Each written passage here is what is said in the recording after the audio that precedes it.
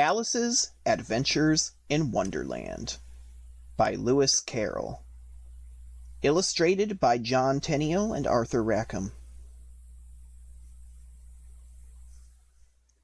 Chapter 1. Down the Rabbit Hole.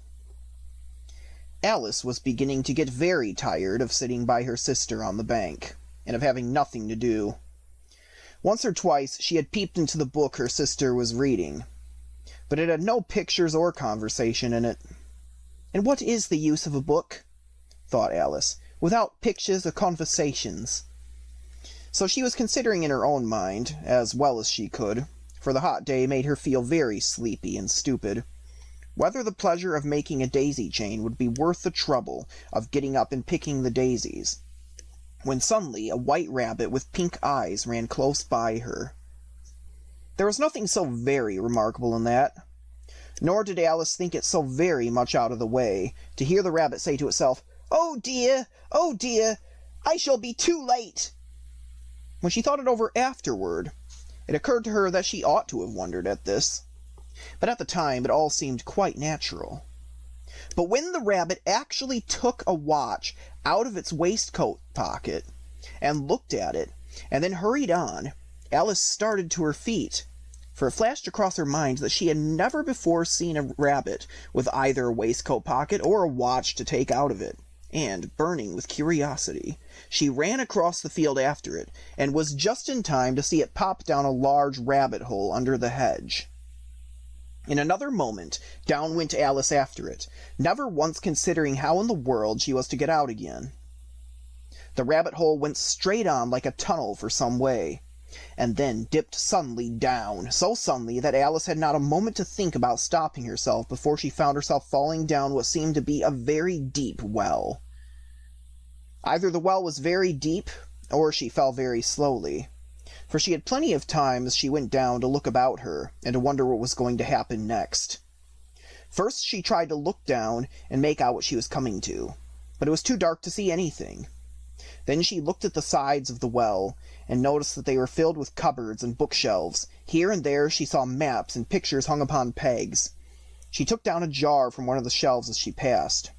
It was labeled Orange Marmalade, but to her great disappointment it was empty. She did not like to drop the jar for fear of killing somebody underneath, so managed to put it into one of the cupboards as she fell past it.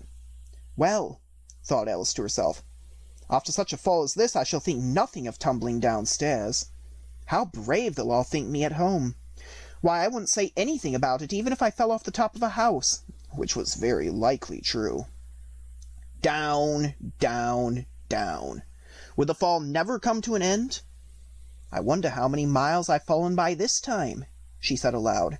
I must be getting somewhere near the center of the earth. Let me see. That would be 4,000 miles down, I think. For you see, Alice had learned several things of this sort in her lessons in the schoolroom, and though this was not a very good opportunity for showing off her knowledge, as there was no one to listen to her, still it was good practice to say it over. Yes, that's about the right distance. But then I wonder what latitude or longitude I've got to.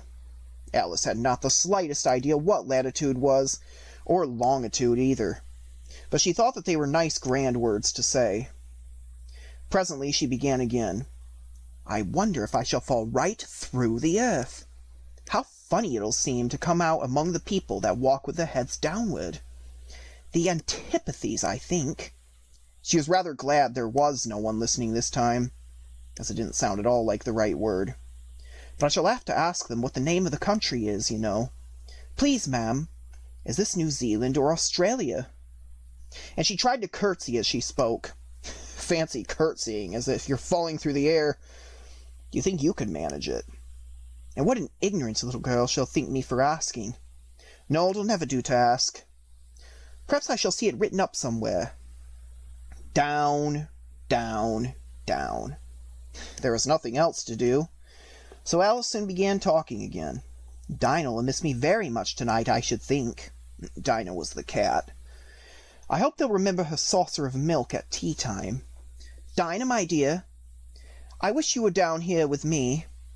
There are no mice in the air, I'm afraid, but you might catch a bat, and that's very like a mouse, you know. But do cats eat bats, I wonder? And here Alice began to get rather sleepy, and went on saying to herself in a dreamy sort of way, Do cats eat bats? Do cats eat bats? And sometimes, do bats eat cats? For, you see, as she couldn't answer either question, it didn't matter much which way she put it. She felt that she was dozing off, and had just begun to dream that she was walking hand in hand with Dinah, saying to her very earnestly, Now, Dinah, tell me the truth. Did you ever eat a bat? When suddenly, thump, thump, down she came upon a heap of sticks and dry leaves, and the fall was over. Alice was not a bit hurt, and she jumped up onto her feet in a moment. She looked up, but it was dark overhead. Before her was another long passage, and the White Rabbit was still in sight, hurrying down it. There was not a moment to be lost. Away went Alice like the wind, and was just in time to hear it say, as it turned a corner, Oh, my ears and whiskers! How late it's getting! She was close behind it when she turned the corner, but the rabbit was no longer to be seen. She found herself in a long, low hall, which was lit up by a row of lamps hanging from the roof. There were doors all round the hall, but they were all locked.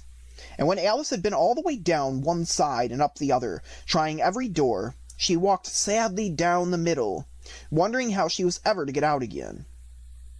Suddenly, she came upon a little three-legged table, all made of solid glass. There was nothing on it but a tiny golden key, and Alice's first idea was that this might belong to one of the doors of the hall. But alas, either the locks were too large, or the key was too small. But at any rate, it would not open any of them. However, on the second time round she came upon a low curtain she had not noticed before, and behind it was a little door about 15 inches high. She tried the little golden key in the lock, and to her great delight, it fitted. Alice opened the door and found that it led into a small passage, not much larger than a rat-hole. She knelt down and looked along the passage into the loveliest garden you ever saw. How she longed to get out of that dark hall, and wander about among those beds of bright flowers and those cool fountains. But she could not even get her head through the doorway, and even if my head would go through, thought poor Alice, it would be of very little use without my shoulders.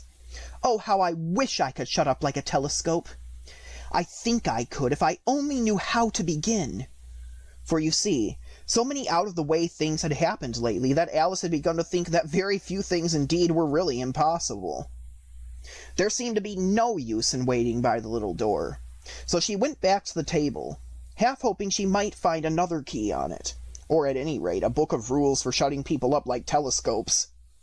This time she found a little bottle on it, which certainly was not here before, said Alice, and tied round the neck of the bottle was a paper label with the words, Drink Me, beautifully printed on it in large letters. It was all very well to say drink me, but the wise little Alice was not going to do that in a hurry. No, I'll look first, she said, and see whether it's marked poison or not. For she had read several nice little stories about children who had got burnt and eaten up by wild beasts and other unpleasant things, all because they would not remember the simple rules their friends had taught them, such as that a red-hot poker will burn you if you hold it too long, and that if you cut your finger very deeply with a knife, it usually bleeds. And she had never forgotten that if you drink much from a bottle marked poison, it is almost certain to disagree with you sooner or later. However, this bottle was not marked poison, so Alice ventured to taste it, and finding it very nice, it had, in fact, a sort of mixed flavor of cherry tart, custard, pineapple, roast turkey, toffee, and hot buttered toast. She very soon finished it off. What a curious feeling, said Alice. I must be shutting up like a telescope. And so it was indeed. She was now only 10 inches high, and her face brightened up at the thought that she was now the right size for going through the door into that lovely garden. First, however, she waited for a few minutes to see if she was going to shrink any further. She felt a little nervous about this. For it might end, you know, said Alice to herself, and my going out altogether, like a candle. I wonder what I should be like then. And she tried to fancy what the flame of a candle looks like after the candle is blown out, for she could not remember ever having seen such a thing. After a while, finding that nothing more happened, she decided on going into the garden at once. But alas for poor Alice! When she got to the door, she found that she had forgotten the little golden key. And when she went back to the table for it, she found that she could not possibly reach it. She could see it quite plainly through the glass, and she tried her best to climb up one of the legs of the table, but it was too slippery. And when she had tired herself out with trying, the poor little thing sat down and cried. "Come, there's no use in crying like that," said Alice to herself rather sharply. "I advise you to leave off this minute." She generally gave herself very good advice, though she very seldom followed it. And sometimes she scolded herself so severely as to bring tears into her eyes. And once she remembered trying to box her own ears for having cheated herself in a game of croquet she was playing against herself. For this curious child was very fond of pretending to be two people. But it's no use now, thought poor Alice, to pretend to be two people. Why, there's hardly enough of me to make one respectable person. Soon her eye fell on a little glass box that was lying under the table. She opened it, and found in it a very small cake, on which the words, "Eat me," were beautifully marked in currants. "Well, I'll eat it," said Alice, "and if it makes me grow larger, I can reach the key, and if it makes me grow smaller, I can creep under the door, so either way I'll get into the garden, and I don't care which happens." She ate a little bit, and said anxiously to herself, "Which way? Which way?" holding her hand on the top of her head to feel which way it was growing. And she was quite surprised to find that she remained the same size. To be sure, this is what generally happens when one eats cake. But Alice had got so much into the way of expecting nothing but out-of-the-way things to happen, that it seemed quite dull and stupid for life to go on in the common way. So she set to work, and very soon finished off the cake. Chapter 2. The Pool of Tears. "Curiouser and curiouser," cried Alice. She is so much surprised that for the moment she quite forgot how to speak good English. "Now I'm opening out like the largest telescope that ever was. Goodbye, feet!" For when she looked down at her feet, they seemed to be almost out of sight. They were getting so far off. "Oh, my poor little feet! I wonder who will put on your shoes and stockings for you now, dears? I'm sure I shan't be able. I shall be a great deal too far off to trouble myself about you. I must manage the best way you can. But I must be kind to them," thought Alice. "Perhaps they won't walk the way I want to go. Let me see. I'll give them a new pair of boots every Christmas." And she went on planning to herself how she would manage it. "They must go by the carrier," she thought. "And how funny it'll seem, sending presents to one's own feet.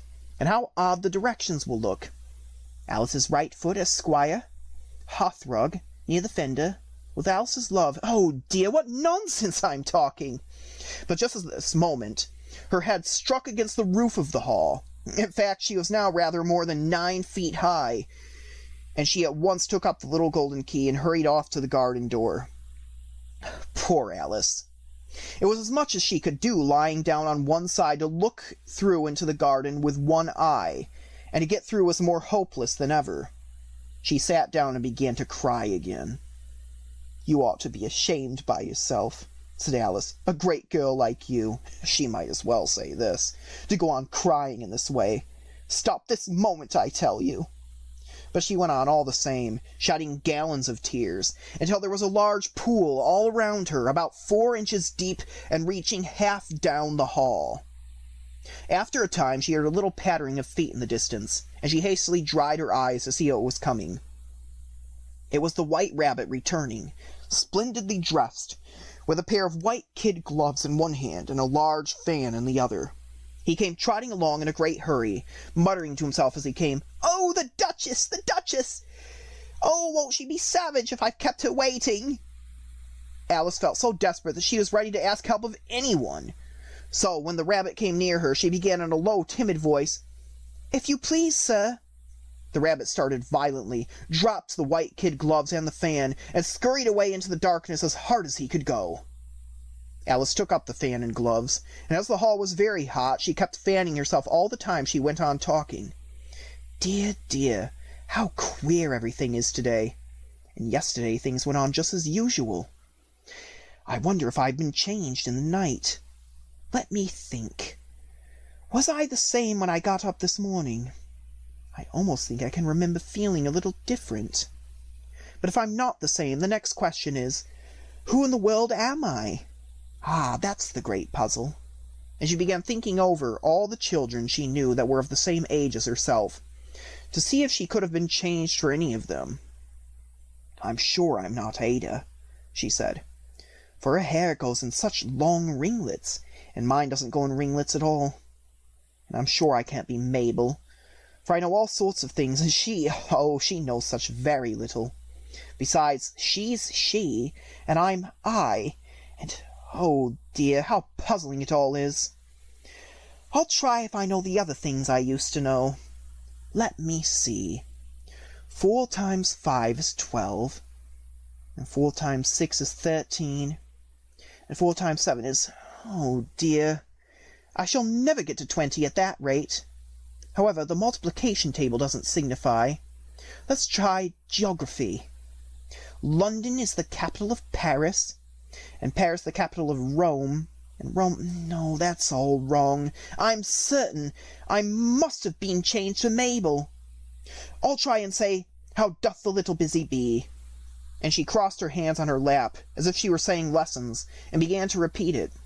But her voice sounded hoarse and strange, and the words did not come the same as they used to. How doth the little crocodile improve his shining tail, and pour the waters of the Nile on every golden scale? How cheerfully he seems to grin, how neatly spreads his claws, and welcomes little fishes in with gently smiling jaws. I'm sure those are not the right words, said poor Alice, and her eyes filled with tears again as she went on. I must be Mabel after all, and she'll have to go and live in that poky little house, and have next to no toys to play with, and oh, ever so many lessons to learn. No, I've made up my mind about it. If I'm Mabel, I'll stay down here. It'll be no use their putting their heads down and saying, Come up again, my dear. I shall only look up and say, Who am I, then? Tell me that first, and then, if I like being that person, I'll come up. If not, I'll stay down here till I'm somebody else. But, oh dear, cried Alice with a sudden burst of tears, I do wish they would put their heads down. I'm so very tired of being all alone here. As she said this, she looked down at her hands, and was surprised to see that she had put on one of the rabbit's little white kid gloves while she was talking. How can I have done that? She thought. I must be growing small again. She got up and went to the table to measure herself by it, and found that, as nearly as she could guess, she was now about 2 feet high, and was going on shrinking rapidly. She soon found out that the cause of this was the fan she was holding, and she dropped it hastily, just in time to save herself from shrinking away altogether. That was a narrow escape, said Alice, a good deal frightened at the sudden change, and very glad to find herself still in existence. But now for the garden. And she ran with all speed back to the little door. But alas, the little door was shut again, and the little golden key was lying on the glass table as before. And things are worse than ever, thought the poor child, for I never was so small as this before, never. And I declare it's too bad, that it is. As she said these words, her foot slipped, and in another moment, splash! She was up to her chin in salt water. Her first idea was that she had somehow fallen into the sea. And in that case I can go back by railway, she said to herself. Alice had been to the seaside once in her life, and had come to the general conclusion that wherever you go to on the English coast, you find a number of bathing machines in the sea, some children digging in the sand with wooden spades, then a row of lodging-houses, and behind them a railway station. However, she soon made out that she was in the pool of tears which she had wept when she was 9 feet high. I wish I hadn't cried so much, said Alice as she swam about, trying to find her way out. I shall be punished for it now, I suppose, by being drowned in my own tears. That will be a queer thing, to be sure. However, everything is queer today. Just then she heard something splashing about in the pool a little way off, and she swam nearer to make out what it was. At first she thought it must be a walrus or a hippopotamus, but then she remembered how small she was now, and she soon made out that it was only a mouse that had slipped in like herself. Would it be of any use now, thought Alice, to speak to this mouse? Everything is so out of the way down here that I should think very likely it can talk. At any rate, there's no harm in trying. So she began, "Oh, Mouse, do you know the way out of this pool? I'm very tired of swimming about here. Oh, Mouse!" Alice thought this must be the right way of speaking to a mouse. She had never done such a thing before, but she remembered having seen in her brother's Latin grammar, "A mouse of a mouse. To a mouse, oh mouse." The mouse looked at her rather inquisitively, and seemed to her to wink with one of its little eyes. But it said nothing. "Perhaps it doesn't understand English," thought Alice. "I dare say it's a French mouse, come over with William the Conqueror." For, with all her knowledge of history, Alice had no very clear notion how long ago anything had happened. So she began again, "Où est mon chat?" which was the very first sentence in her French lesson book. The mouse gave a sudden leap out of the water and seemed to quiver all over with fright. "Oh, I beg your pardon," cried Alice hastily, afraid that she had hurt the poor animal's feelings. "I quite forgot you didn't like cats." "Not like cats!" cried the mouse in a shrill, passionate voice. "Would you like cats if you were me?" "Well, perhaps not," said Alice in a soothing tone. "But don't be angry about it. And yet I wish I could show you our cat Dinah. I think you'd take a fancy to cats if you could only see her. She's such a dear, quiet thing," Alice went on half to herself as she swam lazily about in the pool. "And she sits purring so nicely by the fire, licking her paws and washing her face. And she is such a nice, soft thing to nurse. And she's such a capital one for catching mice." "Oh, I beg your pardon," cried Alice again, for this time the mouse was bristling all over, and she felt certain it must be really offended. "We won't talk about her any more if you'd rather not." "We indeed!" cried the mouse, who was trembling down to the end of his tail.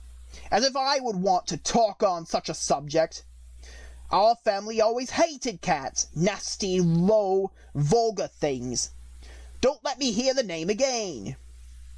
"I won't indeed," said Alice in a great hurry to change the subject of the conversation. Are you fond of dogs?" The mouse did not answer, so Alice went on eagerly. "There's such a nice little dog near our house I should like to show you. A little bright-eyed terrier. You know, with, such long curly brown hair. And it'll fetch things when you throw them. And it'll sit up and beg for its dinner. And all sorts of things. I can't remember half of them. And it belongs to a farmer, you know. And he says it's so useful, and it's worth £100. He says it kills all the rats, and oh dear!" cried Alice in a sorrowful tone. "I'm afraid I've offended it again." For the mouse was swimming away from her as hard as it could go, and making quite a commotion in the pool as it went. So she called softly after it, "Mouse dear, do come back again. We won't talk about cats or dogs either, if you don't like them." When the mouse heard this, it turned and swam slowly back to her. Its face was quite pale, with passion, Alice thought, and it said in a low, trembling voice, "Let us get to the shore, and then I'll tell you my history, and you'll understand why it is I hate cats and dogs." It was high time to go, for the pool was getting quite crowded with the birds and animals that had fallen into it. There was a duck and a dodo, a lory and an eaglet, and several other curious creatures. Alice led the way, and the whole party swam to the shore. Chapter 3. A Caucus Race and a Long Tail. They were indeed a queer-looking party that assembled on the bank. The birds with draggled feathers, the animals with their fur clinging close to them, and all dripping wet, cross, and uncomfortable. The first question, of course, was how to get dry again. They had a consultation about this, and after a few minutes it seemed quite natural to Alice to find herself talking familiarly with them, as if she had known them all her life. Indeed, she had quite a long argument with the lory, who at last turned sulky and would only say, "I am older than you, and must know better." And this Alice would not allow without knowing how old it was. and as the lorry positively refused to tell its age, there was no more to be said. At last, the mouse, who seemed to be a person of some authority among them, called out, "Sit down, all of you, and listen to me. I'll soon make you dry enough." They all sat down at once in a large ring, with the mouse in the middle. Alice kept her eyes anxiously fixed on it, for she felt sure she would catch a bad cold if she did not get dry very soon. "Ahem," said the mouse with an important air. "Are you all ready? This is the driest thing I know. Silence all round, if you please. William the Conqueror, whose cause was favoured by the Pope, was soon submitted to by the English, who wanted leaders, and had been of late much accustomed to usurpation and conquest. Edwin and Morcar, the Earls of Mercia and Northumbria—" "Ugh!" said the lorry with a shiver. "I beg your pardon," said the mouse, frowning, but very politely. "Did you speak?" "Not I," said the lorry hastily. "I thought you did," said the mouse. "I proceed. Edwin and Morcar, the Earls of Mercia and Northumbria, declared for him, and even Stigand, the patriotic Archbishop of Canterbury, found it advisable—" "Found what?" said the duck. "Found it," the mouse replied rather crossly. "Of course, you know what it means." "I know what it means well enough when I find a thing," said the duck. "It generally is a frog or a worm. The question is, what did the Archbishop find?" The mouse did not notice this question, but hurriedly went on. "Found it advisable to go with Edgar Atheling to meet William and offer him the crown. William's conduct at first was moderate, but the insolence of his Normans— How are you getting on now, my dear?" it continued, turning to Alice as it spoke. "As wet as ever," said Alice in a melancholy tone. "It doesn't seem to dry me at all." "In that case," said the dodo solemnly, rising to its feet, "I move that the meeting adjourn, for the immediate adoption of more energetic remedies." "Speak English," said the eaglet. "I don't know the meaning of half these long words, and what's more, I don't believe you do either." And the eaglet bent down its head to hide a smile. Some of the other birds tittered audibly. "What I was going to say," said the dodo in an offended tone, "was that the best thing to get us dry would be a caucus race." "What is a caucus race?" said Alice. Not that she wanted much to know, but the dodo had paused as if it thought that somebody ought to speak, and no one else seemed inclined to say anything. "Why," said the dodo, "the best way to explain it is to do it. And as you might like to try this thing yourself some winter day, I will tell you how the dodo managed it. First, it marked out a race course in a sort of circle. "The exact shape doesn't matter," it said. And then all the party was placed along the course here and there. There was no 1, 2, 3, and away, but they began running when they liked and left off when they liked, so that it was not easy to know when the race was over. However, when they had been running half an hour or so, and were quite dry again, the dodo suddenly called out, "The race is over!" And they all crowded round it, panting and asking, "But who has won?" This question the dodo could not answer without a great deal of thought, and it sat for a long time with one finger pressed upon its forehead, the position in which you usually see Shakespeare in the pictures of him, while the rest waited in silence.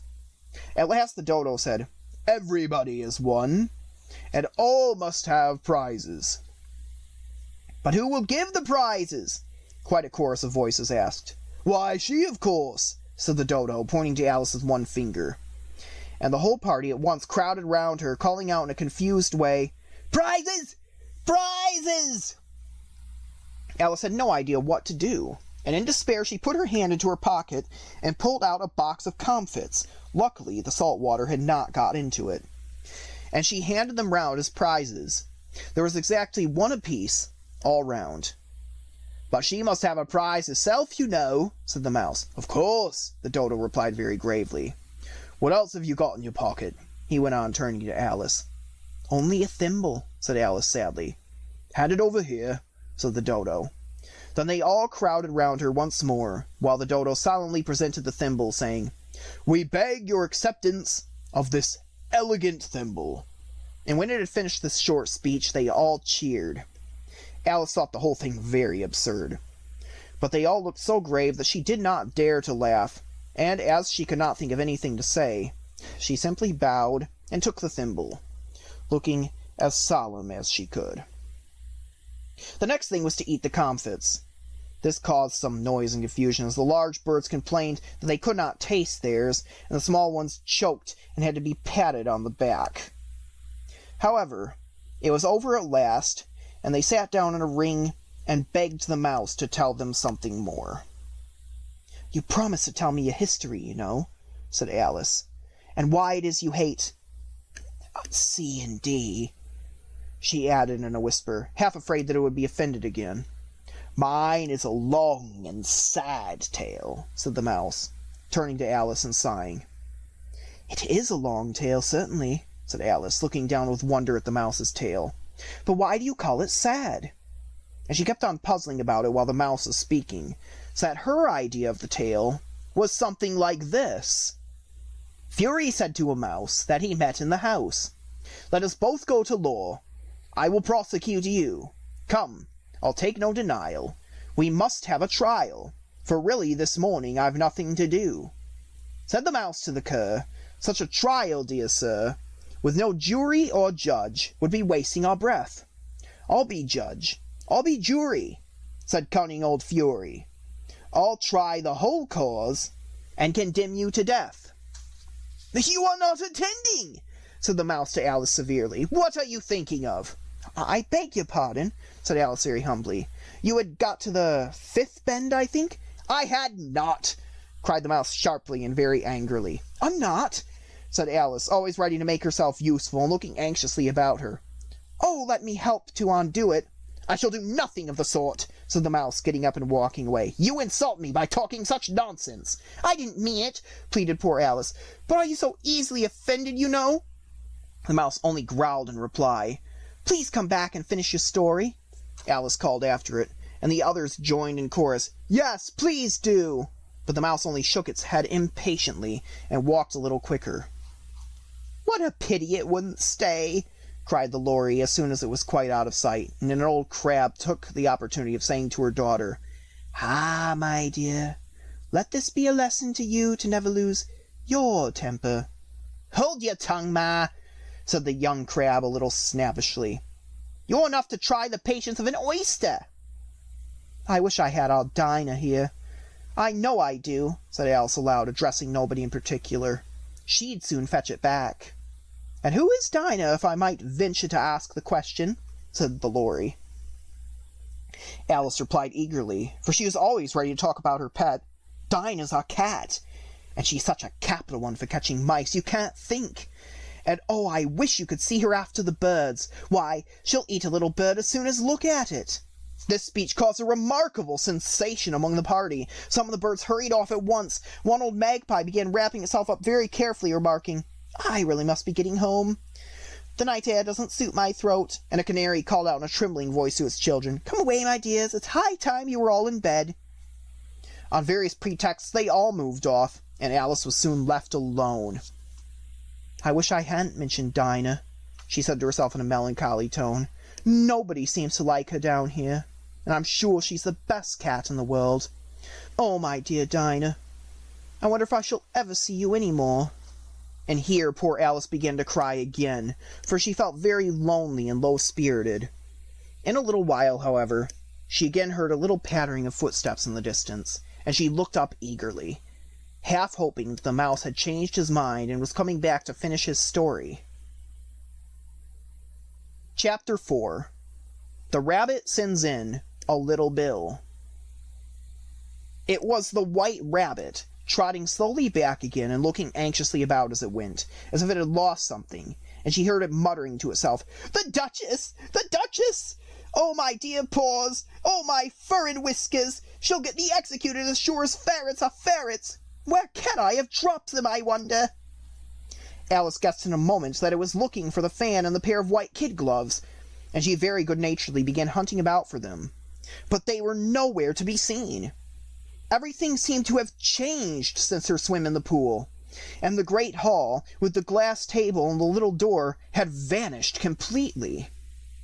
Very soon the rabbit noticed Alice, as she went hunting about, and called out to her in an angry tone, "Why, Mary Ann, what are you doing out here? Run home this moment and fetch me a pair of gloves and a fan! Quick now!" But Alice was so much frightened that she ran off at once in the direction it pointed to, without trying to explain the mistake it had made. "He took me for his housemaid," she said to herself as she ran. "How surprised he'll be when he finds out who I am. But I'd better take him his fan and gloves. That is, if I can find them." As she said this, she came upon a neat little house, on the door of which was a bright brass plate with the name W. Rabbit engraved upon it. She went in without knocking and hurried upstairs, in great fear lest she should meet the real Mary Ann and be turned out of the house before she had found the fan and gloves. "How queer it seems," Alice said to herself, "to be going messages for a rabbit. I suppose Dinah will be sending me on messages next." And she began fancying the sort of thing that would happen. "Miss Alice, come here directly and get ready for your walk." "Coming in a minute, nurse. But I've got to watch this mouse hole till Dinah comes back, and see that the mouse doesn't get out. Only I don't think," Alice went on, "that they'd let Dinah stop in the house if it began ordering people about like that." By this time she had found her way into a tidy little room with a table in the window, and on it, as she had hoped, a fan and 2 or 3 pairs of tiny white kid gloves. She took up the fan and the pair of gloves, and was just going to leave the room when her eyes fell upon a little bottle that stood near the looking-glass. There was no label this time with the words "Drink me," but nevertheless she uncorked it and put it to her lips. "I know something interesting is sure to happen," she said to herself, "whenever I eat or drink something. So I'll just see what this bottle does. I do hope it will make me grow large again, for really I'm quite tired of being such a tiny little thing." It did so indeed, and much sooner than she had expected. Before she had drunk half the bottle, she found her head pressing against the ceiling, and had to stoop down to save her neck from being broken. She hastily put down the bottle, saying to herself, "That's quite enough. I hope I shan't grow any more. As it is, I can't get out the door. I do wish I hadn't drunk quite so much." Alas, it was too late to wish that. She went on growing and growing, and very soon had to kneel down on the floor, and in another minute there was not even room for this. And she tried the effect of lying down with one elbow against the door and the other arm curled round her head. Still she went on growing, and as a last resource, she put one arm out of the window and one foot up the chimney, and said to herself, "Now I can do no more, whatever happens. What will become of me?" Luckily for Alice, the little magic bottle had now had its full effect, and she grew no larger.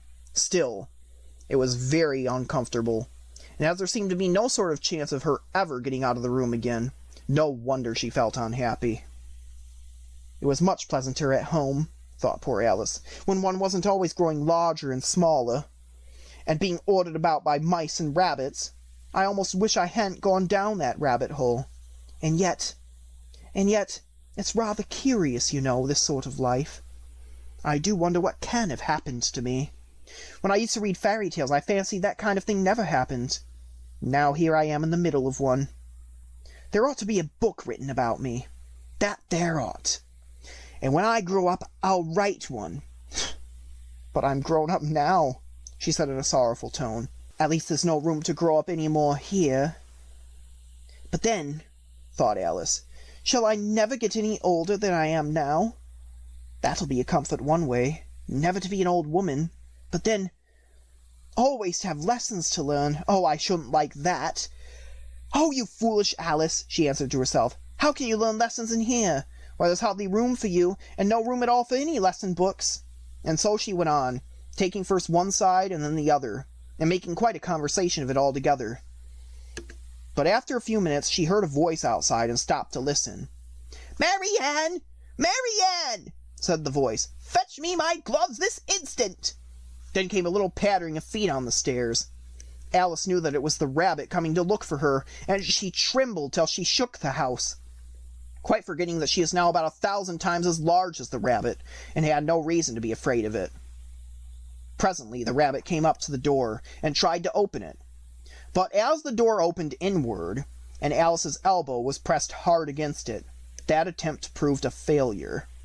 Alice heard it say to itself, "Then I'll go round and get in at the window." "That you won't," thought Alice, and after waiting till she fancied she heard the rabbit just under the window, she suddenly spread out her hand and made a snatch in the air.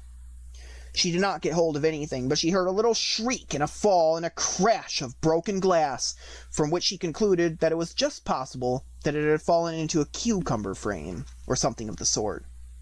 Next came an angry voice, the rabbit's, "Pat! Pat! Where are you?"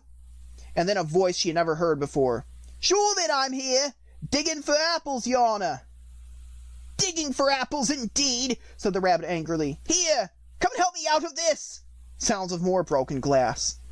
"Now tell me, Pat, what's that in the window?" "Sure, 'tis an arm, your honor." He pronounced it arum. "An arm, you goose! Whoever saw one that size? Why, it fills the whole window." "Sure it does, your honor, but it's an arm for all that." "Well, it's got no business there at any rate. Go and take it away." There was a long silence after this, and Alice could only hear whispers now and then, such as, "Sure I don't like it, your honor, at all. Do as I tell you, you coward." And at last she spread out her hand again and made another snatch in the air. This time there were 2 little shrieks and more sounds of broken glass. "What a number of cucumber frames there must be," thought Alice. "I wonder what they'll do next. As for pulling me out of the window, I only wish they could.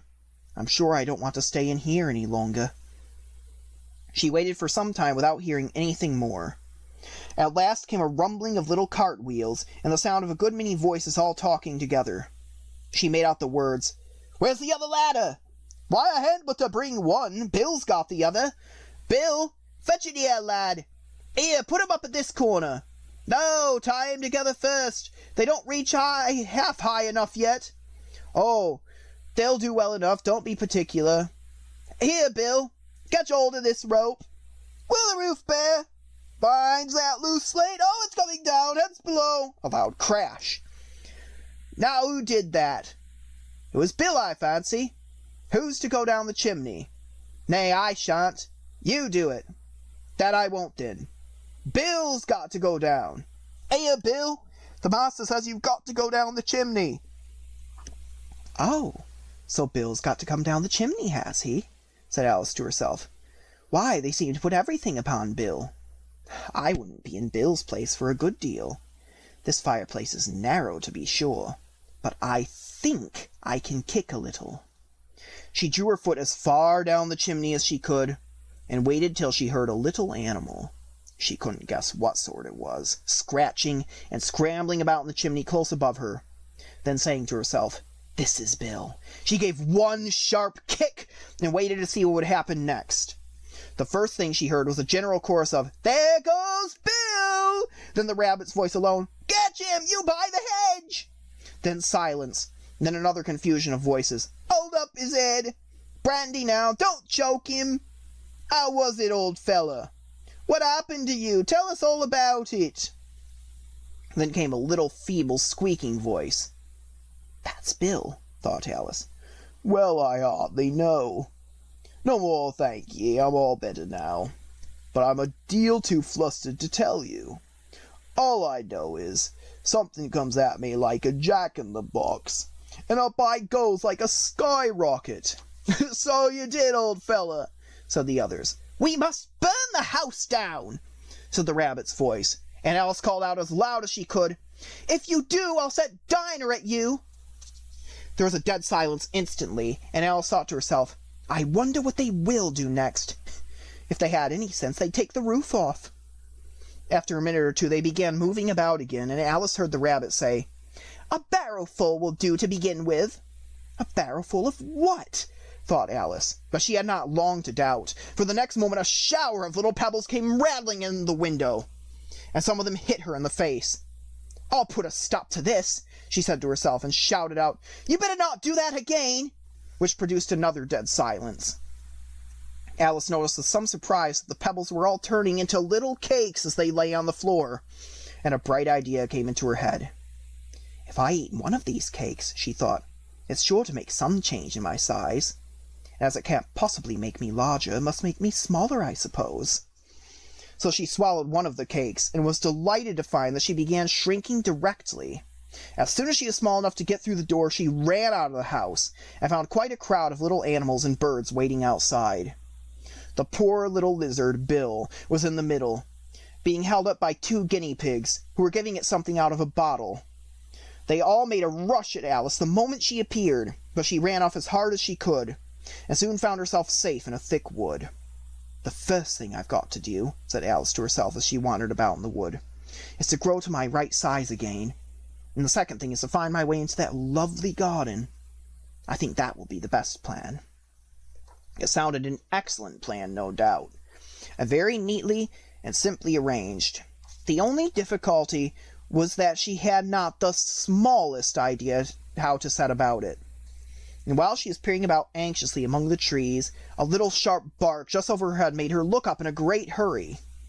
An enormous puppy was looking down at her with large, round eyes, and feebly stretching out one paw, trying to touch her. "Poor little thing," said Alice in a coaxing tone, and she tried hard to whistle to it, but she was terribly frightened all the time at the thought that it might be hungry, in which case it would be very likely to eat her up in spite of all her coaxing. Hardly knowing what she did, she picked up a little bit of stick and held it out to the puppy, whereupon the puppy jumped into the air off all its feet at once, with a yelp of delight, and rushed at the stick, and made believe to worry it. Then Alice dodged behind a great thistle to keep herself from being run over, and the moment she appeared on the other side, the puppy made another rush at the stick, and tumbled head over heels in its hurry to get hold of it. Then Alice, thinking it was very like having a game of play with a cart horse, and expecting every moment to be trampled under its feet, ran round the thistle again. Then the puppy began a series of short charges at the stick, running a very little way forward each time, and a long way back, and barking hoarsely all the while, till at last it sat down a good way off, panting, with its tongue hanging out of its mouth, and its great eyes half shut. This seemed to Alice a good opportunity for making her escape, so she set off at once, and ran till she was quite tired and out of breath, until the puppy's bark sounded quite faint in the distance. "And yet what a dear little puppy it was," said Alice as she leaned against a buttercup to rest herself, and fanned herself with one of the leaves. "I should have liked teaching it tricks very much if only I'd been the right size to do it. Oh dear, I'd nearly forgotten that I've got to grow up again. Let me see, how is it to be managed? I suppose I ought to eat or drink something or other. But the great question is, what?" The great question certainly was, what? Alice looked all round her at the flowers and the blades of grass, but she could not see anything that looked like the right thing to eat or drink under the circumstances. There was a large mushroom growing near her about the same height as herself, and when she had looked under it and on both sides of it and behind it, it occurred to her that she might as well look and see what was on the top of it. She stretched herself up on tiptoe, and peeped over the edge of the mushroom, and her eyes immediately met those of a large blue caterpillar that was sitting on the top with its arms folded, quietly smoking a long hookah, and taking not the slightest notice of her or of anything else. Chapter 5. Advice from a Caterpillar. The caterpillar and Alice looked at each other for some time in silence. At last the caterpillar took the hookah out of its mouth and addressed her in a languid, sleepy voice. "Who are you?" said the caterpillar. This was not an encouraging reply of her conversation. Alice replied rather shyly, I hardly know, sir, just at present. At least, I know who I was when I got up this morning. But I think I must have been changed several times since then." "What do you mean by that?" said the caterpillar sternly. "Explain yourself." "I can't explain myself, I'm afraid, sir," said Alice, "because I'm not myself, you see." "I don't see," said the caterpillar. "I'm afraid I can't put it more clearly," Alice replied very politely, "for I can't understand it myself to begin with. And being so many different sizes in a day is very confusing." "It isn't," said the caterpillar. "Well, Perhaps you haven't found it so yet, said Alice. But when you have to turn into a chrysalis, you will some day, you know, and then after that into a butterfly, I think you'll find it a little queer, won't you? Not a bit, said the caterpillar. Well, perhaps your feelings may be different, said Alice. All I know is it would feel very queer to me. You? said the caterpillar contemptuously. Who are you? Which brought them back again to the beginning of the conversation. Alice felt a little irritated at the caterpillars making such very short remarks, and she drew herself up and said very gravely, I think you ought to tell me who you are first. Why? said the caterpillar. Here was another puzzling question, and as Alice could not think of any good reason, and as the caterpillar seemed to be in a very unpleasant state of mind, she turned away. Come back, the caterpillar called after her. I've something important to say. This sounded promising, certainly. Alice turned and came back again. Keep your temper, said the caterpillar. Is that all? said Alice, swallowing down her anger as well as she could. No, said the caterpillar. Alice thought she might as well wait, as she had nothing else to do. And perhaps after all it might tell her something worth hearing. For some minutes it puffed away without speaking, but at last it unfolded its arms, took the hookah out of its mouth again, and said, So you think you're changed, do you? I'm afraid I am, sir, said Alice. I can't remember things as I used, and I don't keep the same size for 10 minutes altogether. Can't remember what things, said the caterpillar. Well, I've tried to say, How doth the little busy bee? But it all came different, Alice replied in a very melancholy voice. Repeat, You are old, Father William, said the caterpillar. Alice folded her hands and began. You are old, Father William, the young man said, and your hair has become very white, and yet you incessantly stand on your head. Do you think at your age it is right? In my youth, Father William replied to his son, I feared it might injure the brain, but now that I'm perfectly sure I have none, why, I do it again and again. You are old, said the youth, as I mentioned before, and have grown most uncommonly fat. Yet you turned a back somersault in at the door. Pray, what is the reason of that? In my youth, said the sage, as he shook his grey locks, I kept all my limbs very supple. By the use of this ointment, 1 shilling the box. Allow me to sell you a couple. You are old, said the youth, and your jaws are too weak for anything tougher than suet. Yet you finished the goose with the bones and the beak. Pray, how did you manage to do it? In my youth, said his father, I took to the law, and argued each case with my wife, and the muscular strength which it gave to my jaw has lasted the rest of my life. You are old, said the youth. One would hardly suppose that your eye was as steady as ever. Yet you bounce an eel on the end of your nose. What made you so awfully clever? I have answered 3 questions, and that is enough, said his father. Don't give yourself airs. Do you think I can listen all day to such stuff? Be off, or I'll kick you downstairs. That is not said right, said the caterpillar. Not quite right, I'm afraid, said Alice timidly. Some of the words have got altered. It was wrong from beginning to end, said the caterpillar decidedly, and there was silence for some minutes. The caterpillar was the first to speak. What size do you want to be? It asked. Oh, I'm not particular as to size, Alice hastily replied. Only one doesn't like changing so often, you know. I don't know, said the caterpillar. Alice said nothing. She had never been so much contradicted in all her life before, and she felt that she was losing her temper. Are you content now? Said the caterpillar. Well, I should like to be a little larger, sir, if you wouldn't mind, said Alice. 3 inches is such a wretched height to be. It is a very good height indeed, said the caterpillar angrily, rearing itself upright as it spoke. It was exactly 3 inches high. But I'm not used to it, pleaded poor Alice in a piteous tone, and she thought to herself, I wish the creatures wouldn't be so easily offended. You'll get used to it in time, said the caterpillar, and it put the hookah into its mouth and began smoking again. This time Alice waited patiently until it chose to speak again. In a minute or two the caterpillar took the hookah out of its mouth and yawned once or twice and shook itself.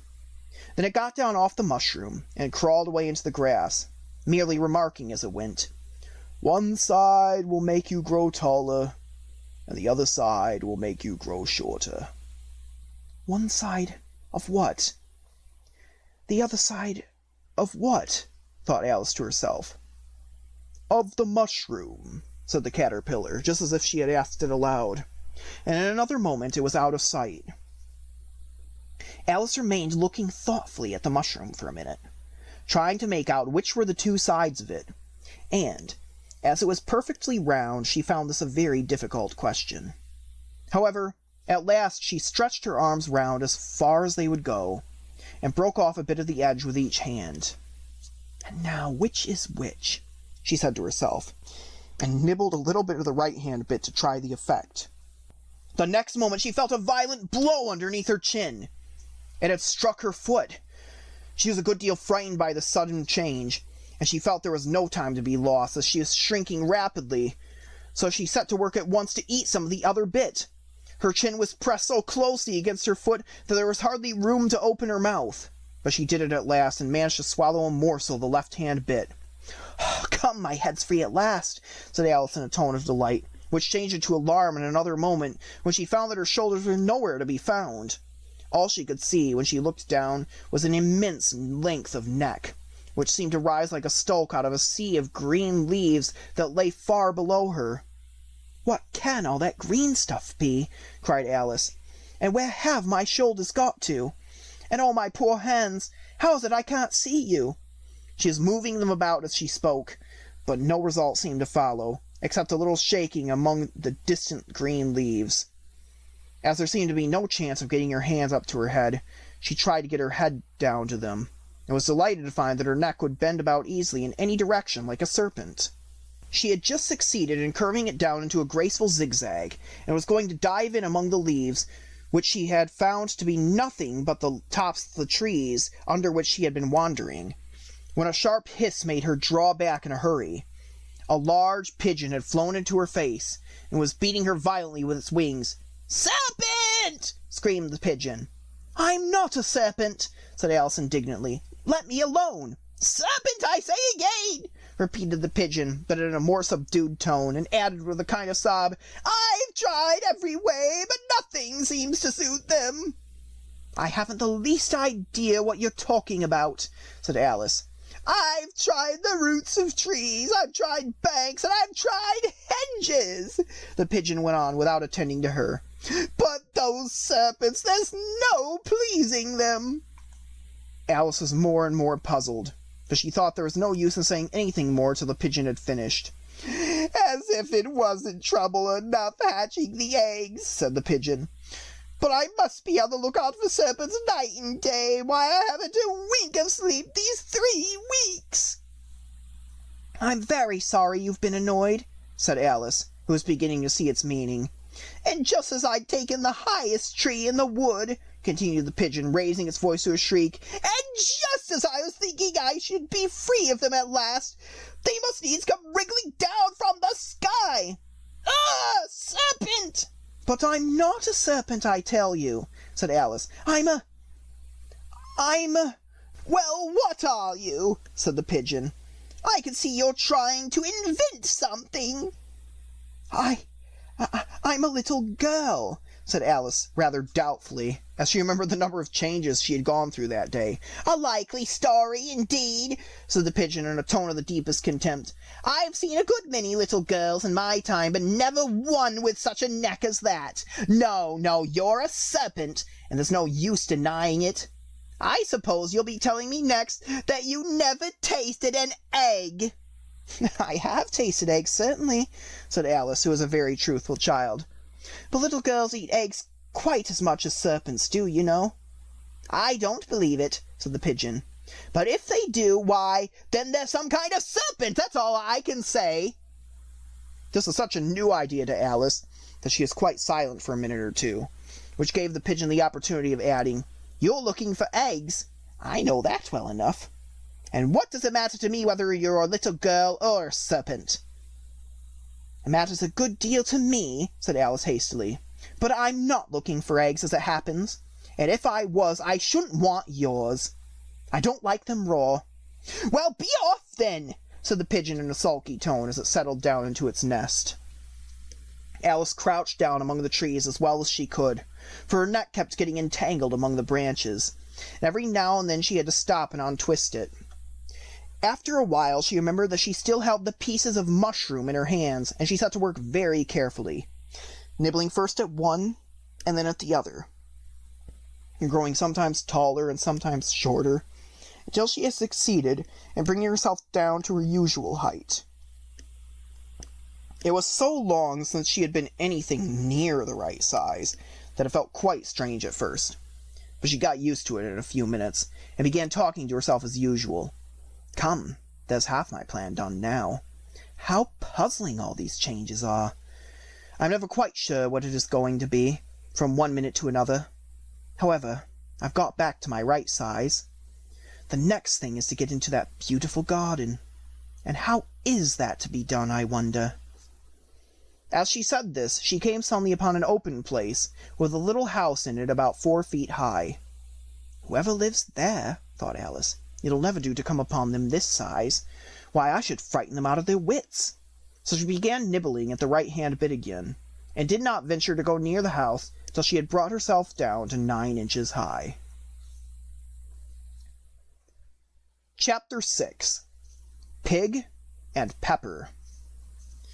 For a minute or two she stood looking at the house, and wondering what to do next, when suddenly a footman in livery came running out of the wood. She considered him to be a footman because he was in livery. Otherwise, judging by his face only, she would have called him a fish, and rapped loudly at the door with his knuckles. It was opened by another footman in livery, and a round face and large eyes like a frog, and both footmen, Alice noticed, had powdered hair that curled all over their heads. She felt very curious to know what it was all about, and crept a little way out of the wood to listen.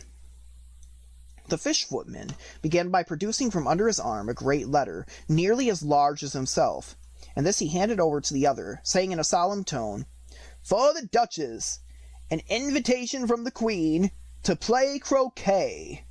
The frog footman repeated, in the same solemn tone, only changing the order of the words a little, "From the Queen, an invitation for the Duchess to play croquet." Then they both bowed low, and their curls got entangled together. Alice laughed so much at this that she had to run back into the wood for fear of their hearing her. And when she next peeped out, the fish footman was gone, and the other was sitting on the ground near the door, staring stupidly up into the sky. Alice went timidly up to the door and knocked. "There's no use in knocking," said the footman, "and that for 2 reasons. First, because I'm on the same side of the door as you are. Secondly, because they're making such a noise inside, no one could possibly hear you." And certainly there was a most extraordinary noise going on within, a constant howling and sneezing, and every now and then a great crash, as if a dish or kettle had been broken to pieces. "Please, then," said Alice, "how am I to get in?" "There might be some sense in your knocking," the footman went on without attending to her, "if we had the door between us. For instance, if you were inside, you might knock, and I could let you out, you know." He was looking up into the sky all the time he was speaking, and this Alice thought decidedly uncivil. "But perhaps he can't help it," she said to herself. "His eyes are so very near the top of his head. But, at any rate, he might answer questions." "How am I to get in?" she repeated aloud. "I shall sit here," the footman remarked, "till tomorrow." At this moment the door of the house opened, and a large plate came skimming out, straight at the footman's head. It just grazed his nose and broke to pieces against one of the trees behind him. "Next day, maybe," the footman continued in the same tone, exactly as if nothing had happened. "How am I to get in?" Alice asked again, in a louder tone. "Are you to get in at all?" said the footman. That's the first question, you know. It was, no doubt, only Alice did not like to be told so. It's really dreadful, she muttered to herself, the way all the creatures argue. It's enough to drive one crazy. The footman seemed to think this a good opportunity for repeating his remark, with variations. I shall sit here, he said, on and off, for days and days. But what am I to do? Said Alice. Anything you like, said the footman, and began whistling. Oh, there's no use in talking to him, said Alice desperately. He's perfectly idiotic. And she opened the door and went in. The door led right into a large kitchen, which was full of smoke from one end to the other. The Duchess was sitting on a three-legged stool in the middle, nursing a baby. The cook was leaning over the fire, stirring a large cauldron, which seemed to be full of soup. There's certainly too much pepper in that soup, Alice said to herself as well as she could for sneezing. There was certainly too much of it in the air. Even the Duchess sneezed occasionally, and as for the baby, it was sneezing and howling alternately, without a moment's pause. The only two creatures in the kitchen that did not sneeze were the cook and a large cat which was sitting on the hearth and grinning from ear to ear. Please, would you tell me, said Alice a little timidly, for she was not quite sure whether it was good manners for her to speak first, why your cat grins like that? It's a Cheshire cat, said the Duchess, and that's why. Pig! She said the last word with such violence that Alice quite jumped. But she saw in another moment that it was addressed to the baby and not to her. So she took courage and went on again. I didn't know that Cheshire cats always grinned. In fact, I didn't know that cats could grin. They all can, said the Duchess, and most of 'em do. I don't know of any that do, said Alice very politely, feeling quite pleased to have gotten to a conversation.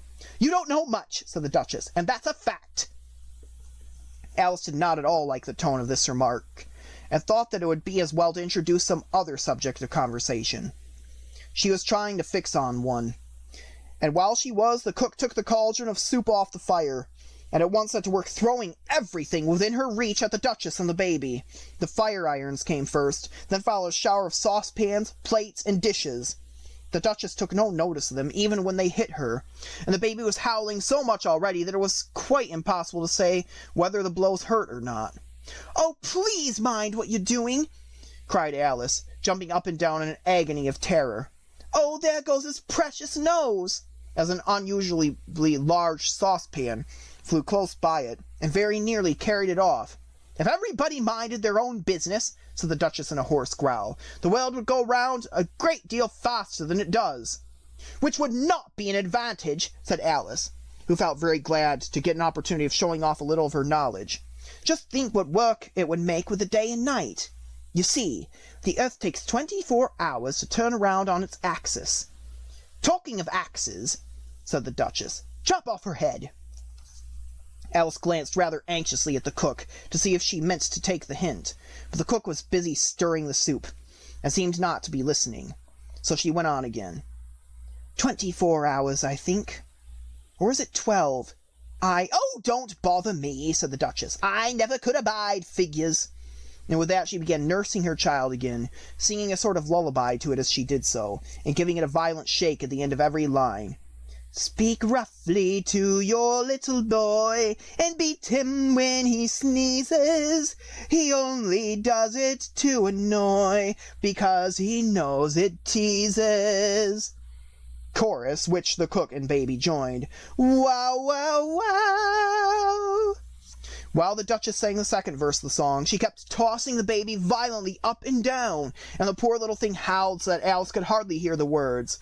I speak severely to my boy, I beat him when he sneezes, for he can thoroughly enjoy the pepper when he pleases. Wow, wow, wow. Here, you may nurse it a bit if you like, said the Duchess to Alice, flinging the baby at her as she spoke. I must go and get ready to play croquet with the Queen. And she hurried out of the room. The cook threw a frying pan after her as she went, but it just missed her. Alice caught the baby with some difficulty, as it was a queer-shaped little creature, and held out its arms and legs in all directions. Just like a starfish, thought Alice. The poor little thing was snorting like a steam engine when she caught it, and kept doubling itself up and straightening itself out again, so that altogether, for the first minute or two, it was as much as she could do to hold it. As soon as she had made out the proper way of nursing it, which was to twist it into a sort of knot, and then keep tight hold of its right ear and left foot, so to prevent it undoing itself, she carried it out into the open air. "Why, if I don't take this child away with me," thought Alice, "they're sure to kill it in a day or two. Wouldn't it be murder to leave it behind?" She said the last words out loud, and the little thing grunted in reply. It had left off sneezing by this time. "Don't grunt," said Alice. "That's not at all a proper way of expressing yourself." The baby grunted again, and Alice looked very anxiously into its face to see what was the matter with it. There could be no doubt that it had a very turn-up nose, much more like a snout than a real nose. Also, its eyes were getting extremely small for a baby. Altogether, Alice did not like the look of the thing at all. But perhaps it was only sobbing, she thought, and looked into its eyes again to see if there were any tears. No, there were no tears. "If you're going to turn into a pig, my dear," said Alice seriously, "I'll have nothing to do with you now. Mind now." The poor little thing sobbed again, or grunted. It was impossible to say which. And they went on for some while in silence. Alice was just beginning to think to herself, "Now what am I to do with this creature when I get it home?" when it grunted again so violently that she looked down into its face in some alarm. This time there could be no mistake about it. It was neither more nor less than a pig, and she felt that it would be quite absurd for her to carry it any further. So she set the little creature down, and felt quite relieved to see it trot away quietly into the wood. "If it had grown up," she said to herself, "it would have been a dreadfully ugly child. But it makes rather a handsome pig, I think." And she began thinking over other children she knew who might do very well as pigs, and was just saying to herself, "If one only knew the right way to change them," when she was startled by seeing the Cheshire Cat sitting on a bough of a tree a few yards off. The cat only grinned when it saw Alice. It looked good-natured, she thought. Still, it had very long claws and a great many teeth. So she felt it ought to be treated with respect. "Cheshire Puss," she began rather timidly, for she did not at all know whether it would like the name. However, it only grinned a little wider. "Come, it's pleased so far," thought Alice, and she went on. "Would you tell me, please, which way I ought to walk from here?" "That depends a good deal on where you want to get to," said the cat. "I don't much care where," said Alice. "Then it doesn't matter which way you walk," said the cat. "As long as I get somewhere," Alice added. "Oh, you're sure to do that," said the cat, "if you only walk long enough." Alice felt that this could not be denied, so she tried another question. "What sort of people live about here?" "In that direction," the cat said, waving its right paw around, "lives a hatter. And in that direction," waving the other paw, "lives a March hare. Visit either you like. They're both mad." "But I don't want to go among mad people," Alice remarked. "Oh, you can't help that," said the cat. "We're all mad here. I'm mad. You're mad." "How do you know I'm mad?" said Alice. "You must be," said the cat, "or you wouldn't have come here." Alice didn't think that proved it at all. However, she went on. "And how do you know that you're mad?" "To begin with," said the cat, "a dog's not mad. You grant that?" "I suppose so," said Alice. "Well then," the cat went on, "you see, a dog growls when it's angry, and wags its tail when it's pleased. Now, I growl when I'm pleased, and wag my tail when I'm angry. Therefore I'm mad." "I call it purring, not growling," said Alice. "Call it what you like," said the cat. "Do you play croquet with the Queen today?" "I should like it very much," said Alice, "but I haven't been invited yet." "You'll see me there," said the cat, and vanished. Alice was not much surprised at this. She was getting so well used to queer things happening. While she was still looking at the place where it had been, it suddenly appeared again. "By the by, what became of the baby?" said the cat. "I'd nearly forgotten to ask." "It turned into a pig," Alice answered very quietly, just as if the cat had come back in a natural way. "I thought it would. said the cat, and vanished again. Alice waited a little, half expecting to see it again, but it did not appear, and after a minute or two she walked on in the direction in which the March Hare was said to live. "I've seen hatters before," she said to herself. "The March Hare will be much the most interesting. And perhaps, as this is May, it won't be raving mad. At least not so mad as it was in March." As she said this, she looked up, and there was the cat again, sitting on a branch of a tree. "Did you say pig or fig?" said the cat. "I said pig," replied Alice, "and I wish you wouldn't keep appearing and vanishing so suddenly. You make one quite giddy." "All right," said the cat, and this time it vanished quite slowly, beginning with the end of the tail, and ending with the grin, which remained some time after the rest of it had gone. "Well, I've often seen a cat without a grin," thought Alice, "but a grin without a cat is the most curious thing I ever saw in all my life." She had not gone much farther before she came in sight of the house of the March Hare. She thought it must be the right house, because the chimneys are shaped like ears and the roof was thatched with fur. It was so large a house that she did not like to go nearer until she had nibbled some more of the left-hand bit of a mushroom, and raised herself to about 2 feet high. Even then she walked up toward it rather timidly, saying to herself, "Suppose it should be raving mad after all. I almost wish I'd gone to see the Hatter instead." Chapter 7. A Mad Tea Party. There was a table set out under a tree in front of the house, and the March Hare and the Hatter were having tea at it. A dormouse was sitting between them, fast asleep, and the other two were using it as a cushion, resting their elbows on it and talking over its head. "Very uncomfortable for the dormouse," thought Alice, "only as it's asleep I suppose it doesn't mind." The table was a large one, but the three were all crowded together at one corner of it. "No room! No room!" they cried out when they saw Alice coming. "There's plenty of room," said Alice indignantly, and she sat down in a large armchair at one end of the table. "Have some wine," the March Hare said in an encouraging tone. Alice looked all round the table, but there was nothing on it but tea. "I don't see any wine," she remarked. "There isn't any," said the March Hare. "Then it wasn't very civil of you to offer it," said Alice angrily. "It wasn't very civil of you to sit down without being invited," said the March Hare. "I didn't know it was your table," said Alice. "It's laid out for a great many more than 3. "Your hair wants cutting," said the Hatter. He had been looking at Alice for some time with great curiosity, and this was his first speech. "You should learn not to make personal remarks," Alice said with some severity. "It's very rude." The Hatter opened his eyes very wide on hearing this, but all he said was, "Why is a raven like a writing desk?" "Come, we shall have some fun now," thought Alice. "I'm glad they've begun asking riddles. I believe I can guess that," she added aloud. "Do you mean that you think you can find out the answer to it?" said the March Hare. "Exactly so," said Alice. "Then you should say what you mean," the March Hare went on. "I do," Alice hastily replied. At least I mean what I say. That's the same thing, you know." "Not the same thing a bit," said the Hatter. "Why, you might just as well say that I see what I eat is the same thing as I eat what I see. You might just as well say," added the March Hare, "that I like what I get is the same thing as I get what I like." "You might just as well say," said the Dormouse, who seemed to be talking in his sleep, "that I breathe when I sleep is the same thing as I sleep when I breathe." "It is the same thing with you," said the Hatter.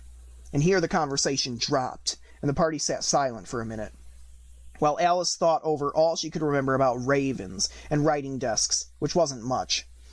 The Hatter was the first to break the silence. "What day of the month is it?" he said, turning to Alice. He had taken his watch out of his pocket, and was looking at it uneasily, shaking it every now and then, and holding it to his ear. Alice considered a little, and said, "The 4th. "2 days wrong," sighed the Hatter. "I told you butter wouldn't suit the works," he added, looking angrily at the March Hare. "It was the best butter," the March Hare meekly replied. "Yes, but some crumbs must have got in as well," the Hatter grumbled. "You shouldn't have put it in with the bread knife." The March Hare took the watch and looked at it gloomily. Then he dipped it into his cup of tea, and looked at it again. But he could think of nothing better to say than his first remark. It was the best butter, you know. Alice had been looking over his shoulder with some curiosity. What a funny watch, she remarked. It tells the day of the month. It doesn't tell what o'clock it is. Why should it? Muttered the Hatter. Does your watch tell you what year it is? Of course not, Alice replied very readily, but that's because it stays the same year for such a long time together, which is just the case with mine, said the Hatter. Alice felt dreadfully puzzled. The Hatter's remark seemed to have no sort of meaning in it, and yet was certainly English. I don't quite understand you, she said as politely as she could. The Dormouse is asleep again, said the Hatter, and he poured a little hot tea onto its nose. The Dormouse shook its head impatiently and said, without opening its eyes, Of course, that's just what I was going to remark myself. Have you guessed the riddle yet? The Hatter said, turning to Alice again. No, I give up, Alice replied. What's the answer? I haven't the slightest idea, said the Hatter. Nor I, said the March Hare. Alice sighed wearily. I think you might do something better with the time, she said, than wasting it in asking riddles that have no answers. If you knew time as well as I do, said the Hatter, you wouldn't talk about wasting it. It's him. I don't know what you mean, said Alice. Of course you don't, the Hatter said, tossing his head contemptuously. I dare say you've never even spoke to time. Perhaps not, Alice cautiously replied. But I know I have to beat time when I learn music. Ah, that accounts for it, said the Hatter. He won't stand beating. Now, if you only kept on good terms with him, he'd do almost anything you liked to the clock. For instance, suppose it were 9 o'clock in the morning, just time to begin lessons. You'd only have to whisper a hint to time, and round goes the clock in a twinkling. 1:30? Time for dinner? I only wish it was, the March Hare said to itself in a whisper. That would be grand, certainly, said Alice thoughtfully. But then, I shouldn't be hungry for it, you know. Not at first, perhaps, said the Hatter. But you could keep it to 1:30? As long as you liked. Is that the way you manage? Alice asked. The Hatter shook his head mournfully. Not I, he replied. We quarrelled last March, just before he went mad, you know, pointing with his teaspoon at the March Hare. It was at the great concert given by the Queen of Hearts, and I had to sing, Twinkle, twinkle, little bat, how I wonder what you're at. You know the song, perhaps? I've heard something like it, said Alice. It goes on, you know, the Hatter continued, in this way. Up above the world you fly, like a tea tray in the sky. Twinkle, twinkle. Here the Dormouse shook itself and began singing in its sleep. Twinkle, twinkle, twinkle, twinkle, twinkle, and went on for so long that they had to pour tea on it to make it stop. Well, I'd hardly finished the first verse, said the Hatter, when the Queen bawled out, He's murdering the time! Off with his head! How dreadfully savage! Exclaimed Alice. And ever since that, the Hatter went on in a mournful tone, he won't do a thing I ask. It's always 6 o'clock now. A bright idea came into Alice's head. Is that the reason so many tea things are put out here? She asked. Yes, that's it, said the Hatter with a sigh. It's always tea time, and we've no time to wash the things between whiles. Then you keep moving round, I suppose, said Alice. Exactly, said the Hatter, as the things get used up. But when you come to the beginning again, Alice ventured to ask. Suppose we change the subject, the March Hare interrupted, yawning. I'm getting tired of this. I vote the young lady tells us a story. I'm afraid I don't know one, said Alice, rather alarmed at the proposal. Then the Dormouse shall, they both cried. Wake up, Dormouse! And they pinched on both sides at once. The Dormouse slowly opened his eyes. I wasn't asleep, he said in a hoarse, feeble voice. I heard every word you fellows were saying. Tell us a story, said the March Hare. Yes, please do, pleaded Alice. And be quick about it, added the Hatter, or you'll be asleep again before it's done. Once upon a time there were 3 little sisters, the Dormouse began in a great hurry, and their names were Elsie, Lacy, and Tilly, and they lived at the bottom of a well. What did they live on? Said Alice, who always took a great interest in questions of eating and drinking. They lived on treacle, said the Dormouse after thinking a minute or two. They couldn't have done that, you know, Alice gently remarked. They'd have been ill. So they were, said the Dormouse, very ill. Alice tried a little to fancy to herself what such an extraordinary way of living would be like, but it puzzled her too much, so she went on. But why did they live at the bottom of a well? Take some more tea, the March Hare said to Alice. I've had nothing yet, Alice replied in an offended tone, so I can't take more. You mean you can't take less, said the Hatter. It's very easy to take more than nothing. Nobody asked your opinion, said Alice. Who's making personal remarks now? The Hatter asked triumphantly. Alice did not quite know what to say to this, so she helped herself to some tea and bread and butter, and then turned to the Dormouse and repeated her question. Why did they live at the bottom of a well? The Dormouse again took a minute or two to think about it, and then said, It was a treacle well. There's no such thing. Alice was beginning very angrily, but the Hatter and the March Hare went, Shush, shush! And the Dormouse sulkily remarked, If you can't be civil, you'd better finish the story for yourself. No, please go on, Alice said very humbly. I won't interrupt you again. I dare say there may be one. One indeed, said the Dormouse indignantly. However, he consented to go on. And so, these 3 little sisters, they were learning to draw, you know. What did they draw? Said Alice, quite forgetting her promise. Treacle, said the Dormouse, without considering it all this time. I want a clean cup, interrupted the Hatter. Let's all move one place on. He moved on as they spoke, and the Dormouse followed him. The March Hare moved into the Dormouse's place, and Alice rather unwillingly took the place of the March Hare. The Hatter was the only one who got any advantage from the change, and Alice was a good deal worse off than before, as the March Hare had just upset the milk jug into his plate. Alice did not wish to offend the Dormouse again, so she began very cautiously, But I don't understand. Where did they draw the treacle from? You can draw water out of a water well, said the Hatter. So I think you could draw treacle out of a treacle well. Eh, stupid? But they were in the well, Alice said to the Dormouse, not choosing to notice this last remark. Of course they were, said the Dormouse. Well in. This answer so confused poor Alice that she let the Dormouse go on for some time without interrupting it.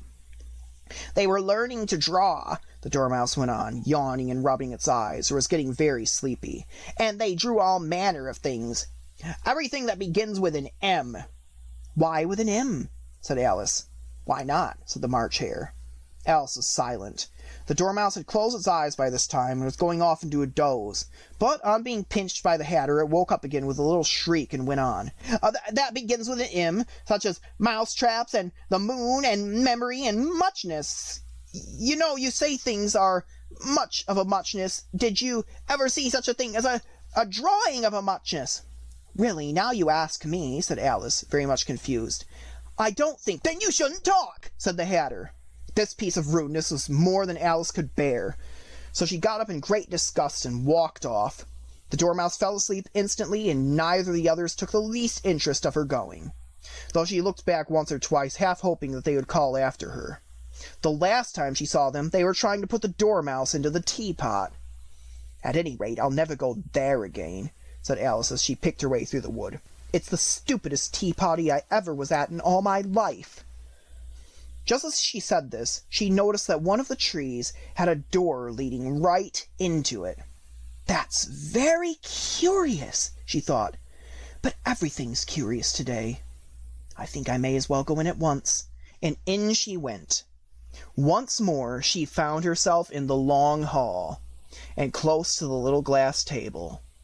Now I'll manage better this time, she said to herself, and began by taking the little golden key and unlocking the door that led into the garden. Then she set to work nibbling at the mushroom. She had kept a piece of it in her pocket, till she was about a foot high. Then she walked down the little passage, and then she found herself at last in the beautiful garden, among the bright flower beds and the cool fountains.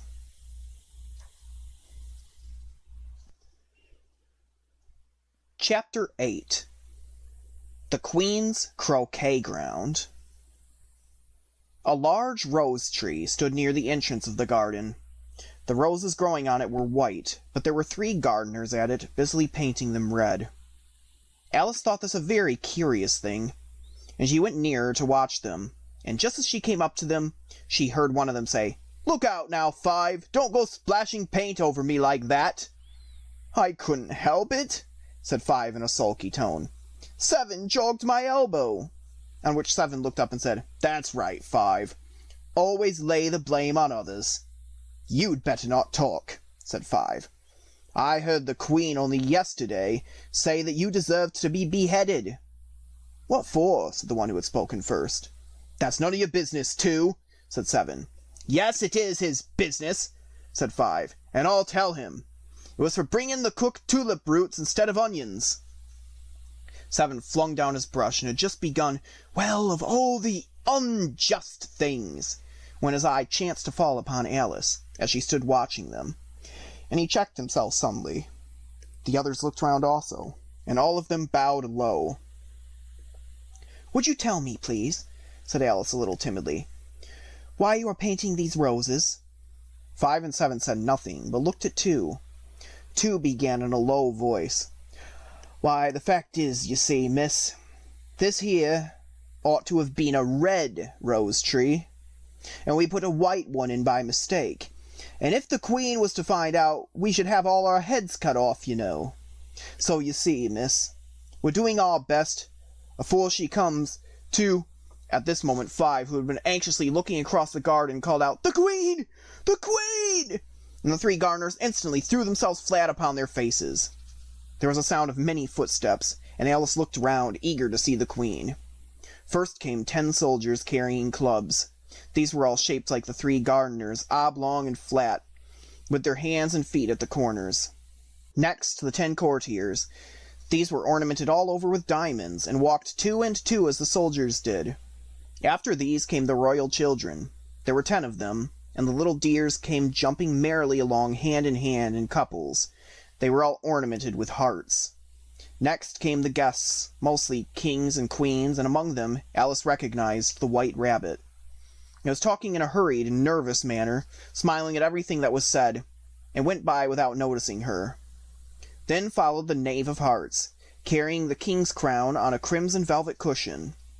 And last of all this grand procession came the King and the Queen of Hearts. Alice was rather doubtful whether she ought not to lie down on her face like the 3 gardeners, but she could not remember ever having heard of such a rule at processions. And besides, what would be the use of a procession, she thought, if people had all to lie down on their faces, so that they couldn't see it? So she stood where she was and waited. When the procession came opposite to Alice, they all stopped and looked at her, and the Queen said severely, "Who is this?" She said it to the Knave of Hearts, who only bowed and smiled in reply. "Idiot," said the Queen, tossing her head impatiently, and turning to Alice, she went on, "What's your name, child?" "My name is Alice, so please your Majesty," said Alice very politely, but she added to herself, "Why, they're only a pack of cards after all. I needn't be afraid of them." "And who are these?" said the Queen, pointing to the 3 gardeners who were lying round the rose tree. For, you see, as they were lying on their faces, and the pattern on their backs was the same as the rest of the pack, she could not tell whether they were gardeners, or soldiers, or courtiers, or 3 of her own children. "How should I know?" said Alice, surprised at her own courage. "It's no business of mine." The Queen turned crimson with fury, and after glaring at her for a moment like a wild beast, began screaming, "Off with her head! Off!" "Nonsense!" said Alice, very loudly and decidedly, and the Queen was silent. The King laid his hand upon her arm and timidly said, "Consider, dear, she is only a child." The Queen turned angrily away from him and said to the Knave, "Turn them over."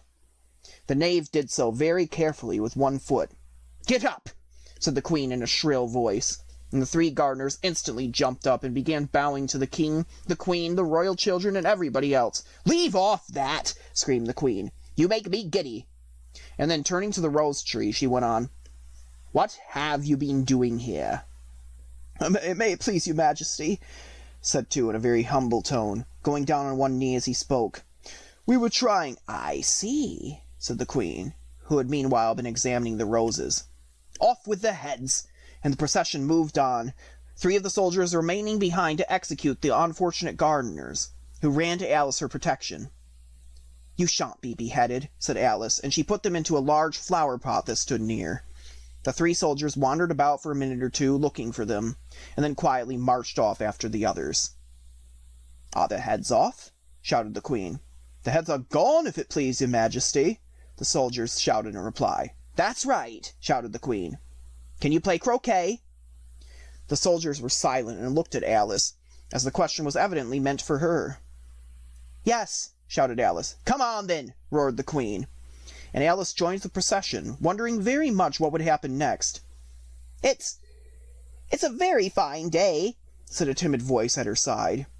She was walking by the White Rabbit, who was peeping anxiously into her face. "Very," said Alice. "Where's the Duchess?" "Hush," said the rabbit in a low, hurried tone. He looked anxiously over his shoulder as he spoke, and then raised himself on tiptoe, put his mouth close to her ear, and whispered, "She's under sentence of execution." "What for?" said Alice. "Did you say, 'What a pity'?" the rabbit asked. "No, I didn't," said Alice. "I don't think it's at all a pity. I said, 'What for?'"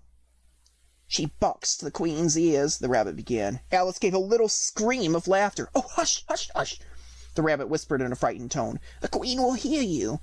You see, she came rather late, and the queen said—" "Get to your places!" shouted the queen in a voice of thunder, and the people began running about in all directions, tumbling up against each other. However, they got settled down in a minute or two, and the game began. Alice thought she had never seen such a curious croquet ground in all her life. It was all ridges and furrows. The croquet balls were live hedgehogs, and the mallets live flamingos, and the soldiers had to double themselves up and stand on their hands and feet to make the arches. The chief difficulty Alice found at first was in managing her flamingo. She succeeded in getting its body tucked away comfortably enough under her arm, with its legs hanging down, but generally, just as she had got its neck nicely straightened out, and was going to give the hedgehog a blow with its head, it would twist itself round and look up into her face with such a puzzled expression that she could not help bursting out laughing. But when she had got its head down, and was going to begin again, it was very provoking to find that the hedgehog had unrolled itself and was in the act of crawling away. Besides all this, there was generally a ridge or a furrow in the way wherever she wanted to send the hedgehog to. And as the doubled-up soldiers were always getting up and walking off to other parts of the ground, Alice soon came to the conclusion that it was a very difficult game indeed. The players all played at once, without waiting for turns, quarreling all the while, and fighting for the hedgehogs, and in a very short time the queen was in a furious passion, and went stamping about and shouting, "Off with his head!" or "Off with her head!" about once in a minute. Alice began to feel very uneasy, to be sure. She had not as yet had any dispute with the queen, but she knew that it might happen any minute. And then, thought she, what would become of me? They're dreadfully fond of beheading people here. The great wonder is that there's anyone left alive. She was looking about for some way of escape and wondering whether she could get away without being seen, when she noticed a curious appearance in the air. It puzzled her very much at first, but after watching it a minute or two, she made it out to be a grin, and she said to herself, "It's the Cheshire Cat! Now I shall have somebody to talk to." "How are you getting on?" said the cat, as soon as there was mouth enough for it to speak with. Alice waited till the eyes appeared, and then nodded. "It's no use speaking to it," she thought, "till its ears have come, or at least one of them." In another minute the whole head appeared, and then Alice put down her flamingo and began an account of the game, feeling very glad she had someone to listen to her. The cat seemed to think that there was enough of it now in sight, and no more of it appeared. "I don't think they play at all fairly," Alice began, in a rather complaining tone, "and they all quarrel so dreadfully one can't hear oneself speak, and they don't seem to have any rules in particular. At least, if there are, nobody attends to them, and you've no idea idea how confusing it is, all the things being alive. For instance, there's the arch I've got to go through next, walking about at the other end of the ground. And I should have croqueted the Queen's hedgehog just now, only it ran away when it saw mine coming." "How do you like the Queen?" said the cat in a low voice. "Not at all," said Alice. "She's so extremely—" Just then she noticed the Queen was close behind her listening, so she went on. "Likely to win. That is hardly worth while finishing the game." The Queen smiled and passed on. "Who are you talking to?" said the King, coming up to Alice and looking at the cat's head with great curiosity. "It's a friend of mine. A Cheshire cat," said Alice. "Allow me to introduce it." "I don't like the look of it at all," said the King. "However, it may kiss my hand if it likes." "I'd rather not," the cat remarked. "Don't be impertinent," said the King, "and don't look at me like that." He got behind Alice as he spoke. "A cat may look at a king," said Alice. "I've read that in some book, but I don't remember where." "Well, it must be removed," said the King very decidedly, and he called to the Queen, who was passing at the moment. "My dear, I wish you'd have this cat removed." The Queen had only one way of settling all difficulties, great or small. "Off with his head," she said, without even looking round. "I'll fetch the executioner myself," said the King eagerly, and he hurried off. Alice thought she might as well go back and see how the game was going on, as she heard the Queen's voice in the distance, screaming with passion. She had already heard her sentence 3 of the players to be executed for having missed their turns, and she did not like the look of things at all, as the game was in such confusion that she never knew whether it was her turn or not. So she went off in search of her hedgehog. The hedgehog was engaged in a fight with another hedgehog, which seemed to Alice an excellent opportunity for croqueting one of them with the other. The only difficulty was that her flamingo was gone across the other side of the garden, where Alice could see it trying in a helpless sort of way to fly up into a tree. By the time she had caught the flamingo and brought it back, the fight was over, and both the hedgehogs were out of sight. "It doesn't matter much," thought Alice, "as all the arches are gone from this side of the ground." So she tucked it away under her arm, that it might not escape again, and went back to have a little more conversation with her friend. When she got back to the Cheshire Cat, she was surprised to find quite a large crowd collected round it. There was a dispute going on between the executioner, the King, and the Queen, who were all talking at once, while all the rest were quite silent, and looked very uncomfortable. The moment Alice appeared, she was appealed to by all 3 to settle the question, and they repeated their arguments to her, though, as they all spoke at once, she found it very hard to make out exactly what they said. The executioner's argument was that you couldn't cut off a head unless there was a body to cut it off from, that he had never had to do such a thing before, and he wasn't going to begin at his time of life. The King's argument was that anything that had a head could be beheaded, and that you weren't to talk nonsense. The Queen's argument was that if something wasn't done about it in less than no time, she'd have everybody executed all round. It was this last remark that had made the whole party look so grave and anxious. Alice could think of nothing else to say but, "It belongs to the Duchess. You'd better ask her about it." "She's in prison," said the Queen to the executioner. "Fetch her here." And the executioner went off like an arrow. The cat's head began fading away the moment he was gone, and by the time he had come back with the Duchess, it had entirely disappeared. So the King and the executioner ran wildly up and down looking for it, while the rest of the party went back to the game. Chapter 9. The Mock Turtle's Story. "You can't think how glad I am to see you again, you dear old thing," said the Duchess, as she tucked her arm affectionately into Alice's, and they walked off together. Alice was very glad to find her in such a pleasant temper, and thought to herself that perhaps it was only the pepper that had made her so savage when they met in the kitchen. "When I'm a duchess," she said to herself, not in a very hopeful tone, though, "I won't have any pepper in my kitchen at all. Soup does very well without. Maybe it's always pepper that makes people hot-tempered." She went on, very much pleased at having found out a new kind of rule. "And vinegar that makes them sour, and chamomile that makes them bitter, and barley sugar, and such things that make children sweet-tempered. I only wish people knew that. Then they wouldn't be so stingy about it, you know. She had quite forgotten the Duchess by this time, and was a little startled when she heard her voice close to her ear. "You're thinking about something, my dear, and that makes you forget to talk. I can't tell you just now what the moral of that is, but I shall remember it in a bit." "Perhaps it hasn't one," Alice ventured to remark. "Tut, tut, child," said the Duchess. "Everything's got a moral, if only you can find it." And she squeezed herself up closer to Alice's side as she spoke. Alice did not much like her keeping so close to her, first because the Duchess was very ugly, and secondly because she was exactly the right height to rest her chin on Alice's shoulder, and it was an uncomfortably sharp chin. However, she did not like to be rude, so she bore it as well as she could. "The game's going on rather better now," she said, by way of keeping up the conversation a little. "'Tis so," said the Duchess, "and the moral of that is, 'Oh, 'tis love, that makes the world go round.' Somebody said," Alice whispered, "that it's done by everybody minding their own business." "Ah, well, it means much the same thing," said the Duchess, digging her sharp little chin into Alice's shoulder as she added, "and the moral of that is, take care of the scents, and the sounds will take care of themselves." How fond she is of finding morals in things, Alice thought to herself. "I dare say you're wondering why I don't put my arm round your waist," said the Duchess after a pause. "The reason is that I'm doubtful about the temper of your flamingo. Shall I try the experiment?" "He might bite," Alice cautiously replied, not feeling at all anxious to have the experiment tried. "Very true," said the Duchess. "Flamingos and mustard both bite.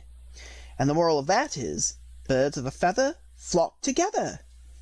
"Only mustard isn't a bird," Alice remarked. "Right as usual," said the Duchess. "What a clear way you have of putting things." "It's a mineral, I think," said Alice. "Of course it is," said the Duchess, who seemed ready to agree to everything that Alice said. "There's a large mustard mine near here, and the moral of that is, the more there is of mine, the less there is of yours." "Oh, I know!" exclaimed Alice, who had not attended to this last remark. "It's a vegetable. It doesn't look like one, but it is." "I quite agree with you," said the Duchess. "And the moral of that is, be what you would seem to be. Or, if you'd like to put it more simply, never imagine yourself not to be otherwise than what it might appear to others, that what you were, or might have been, was not otherwise than what you had been would have appeared to them to be otherwise." "I should think I should understand that better," Alice said very politely, "if it had been written down, but I can't quite follow it as you say it." "That's nothing to what I could say if I chose," the Duchess replied in a pleased tone. "Pray don't trouble yourself to say it any longer than that," said Alice. "Oh, don't talk about trouble," said the Duchess. "I make you a present of everything I've said as yet." "A cheap sort of present," thought Alice. "I'm glad they don't give birthday presents like that." But she did not venture to say it out loud. "Thinking again?" the Duchess asked with another dig of her sharp little chin. "I've a right to think," said Alice sharply, for she was beginning to feel a little worried. "Just about as much right," said the Duchess, "as pigs have to fly. And the But here, to Alice's great surprise, the Duchess's voice died away, even in the middle of her favorite word, moral, and the arm that was linked into hers began to tremble. Alice looked up, and there stood the Queen in front of them with her arms folded, frowning like a thunderstorm. A fine day, Your Majesty," the Duchess began in a low, weak voice. "Now I give you fair warning," shouted the Queen, stamping her foot on the ground as she spoke. "Either you or your head must be off, and that in about half no time. Take your choice." The Duchess took her choice and was gone in a moment. "Let's go on with the game," the Queen said to Alice, and Alice was much too frightened to say a word, but slowly followed her back to the croquet ground. The other guests had taken advantage of the Queen's absence and were resting in the shade. However, the moment they saw her, they hurried back to the game, the Queen merely remarking that a moment's delay would cost them their lives. All the time they were playing, the Queen never left off quarreling with the other players, and shouting, "Off with his head!" or "Off with her head!" Those whom she sentenced were taken into custody by the soldiers, who, of course, had to leave off being arches to do this. so that by the end of half an hour or so there were no arches left, and all the players, except the king, the queen, and Alice, were in custody and under sentence of execution. Then the queen left off quite out of breath, and said to Alice, "Have you seen the mock turtle yet?" "No," said Alice. "I don't even know what a mock turtle is." "It's the thing mock turtle soup is made from," said the queen. "I never saw one, or heard of one," said Alice. "Come on, then," said the queen. "He shall tell you his story." As they walked off together, Alice heard the king say in a low voice to the company generally, "You are all pardoned." "Come, that's a good thing," she said to herself, for she had felt quite unhappy at the number of executions the queen had ordered. They were very soon upon a griffin, lying fast asleep in the sun. "Up, lazy thing," said the queen, "and take this young lady to see the mock turtle, and to hear its history.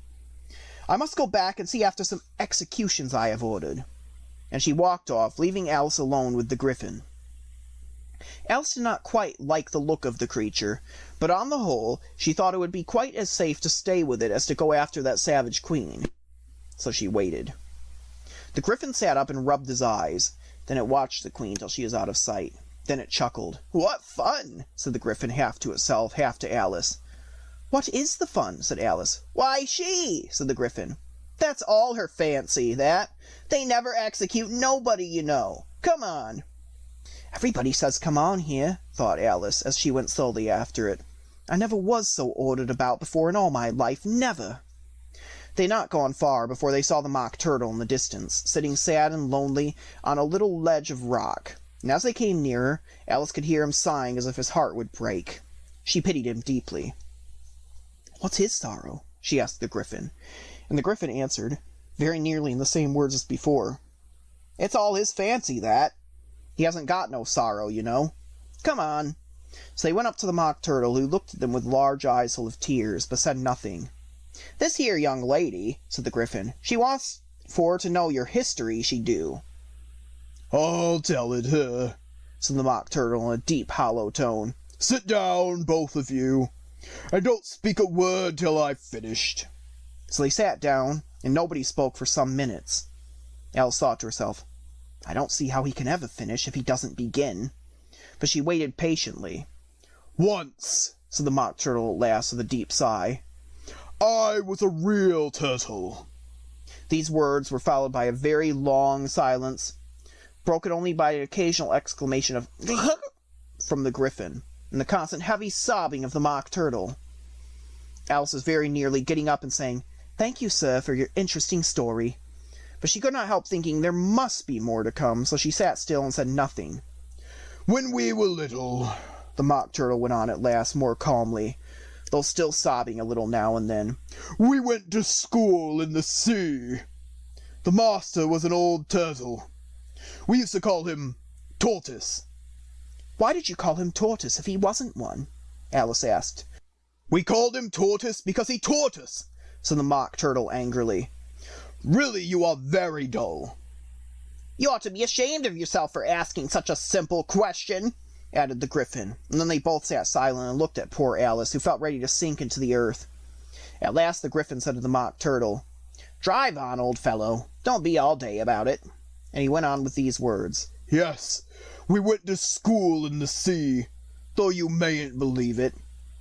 "I never said I didn't," interrupted Alice. "You did," said the mock turtle. "Hold your tongue," said the griffin, before Alice could speak again.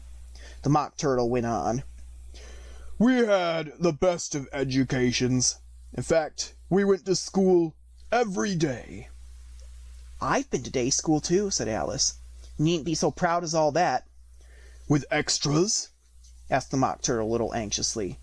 "Yes," said Alice.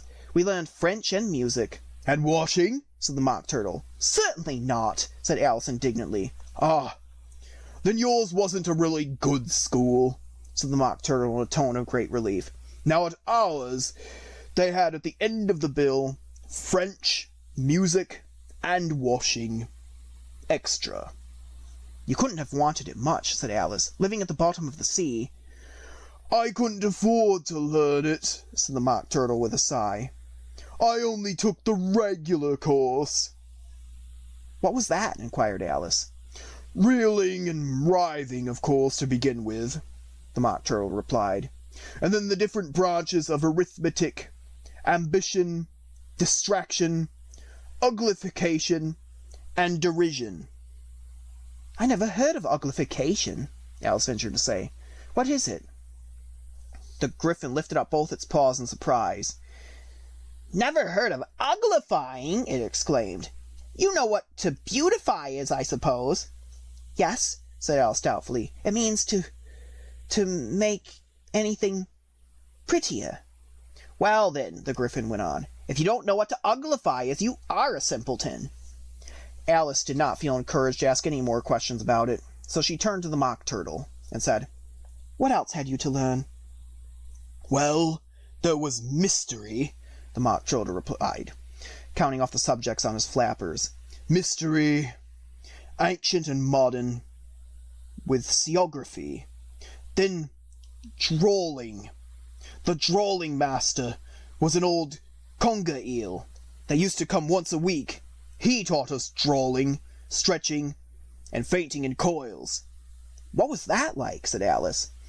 Well, I can't show it to you myself, the Mock Turtle said. I'm too stiff, and the Griffin never learned it. Hadn't time, said the Griffin. I went to the classical master, though. He was an old crab, he was. I never went to him, the Mock Turtle said with a sigh. He taught laughing and grief, they used to say. So he did, said the Griffin, sighing in his turn, and both creatures hid their faces in their paws. And how many hours a day did you do your lessons? Said Alice, in a hurry to change the subject.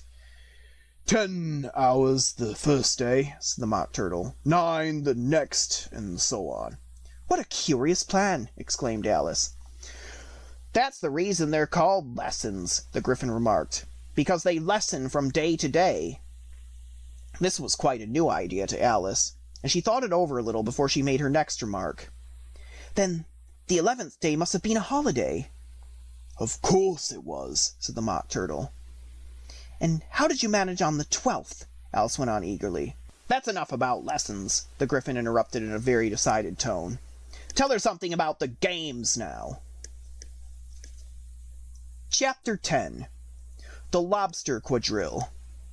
The Mock Turtle sighed deeply and drew the back of one flapper across his eyes. He looked at Alice and tried to speak, but for a minute or two sobs choked his voice.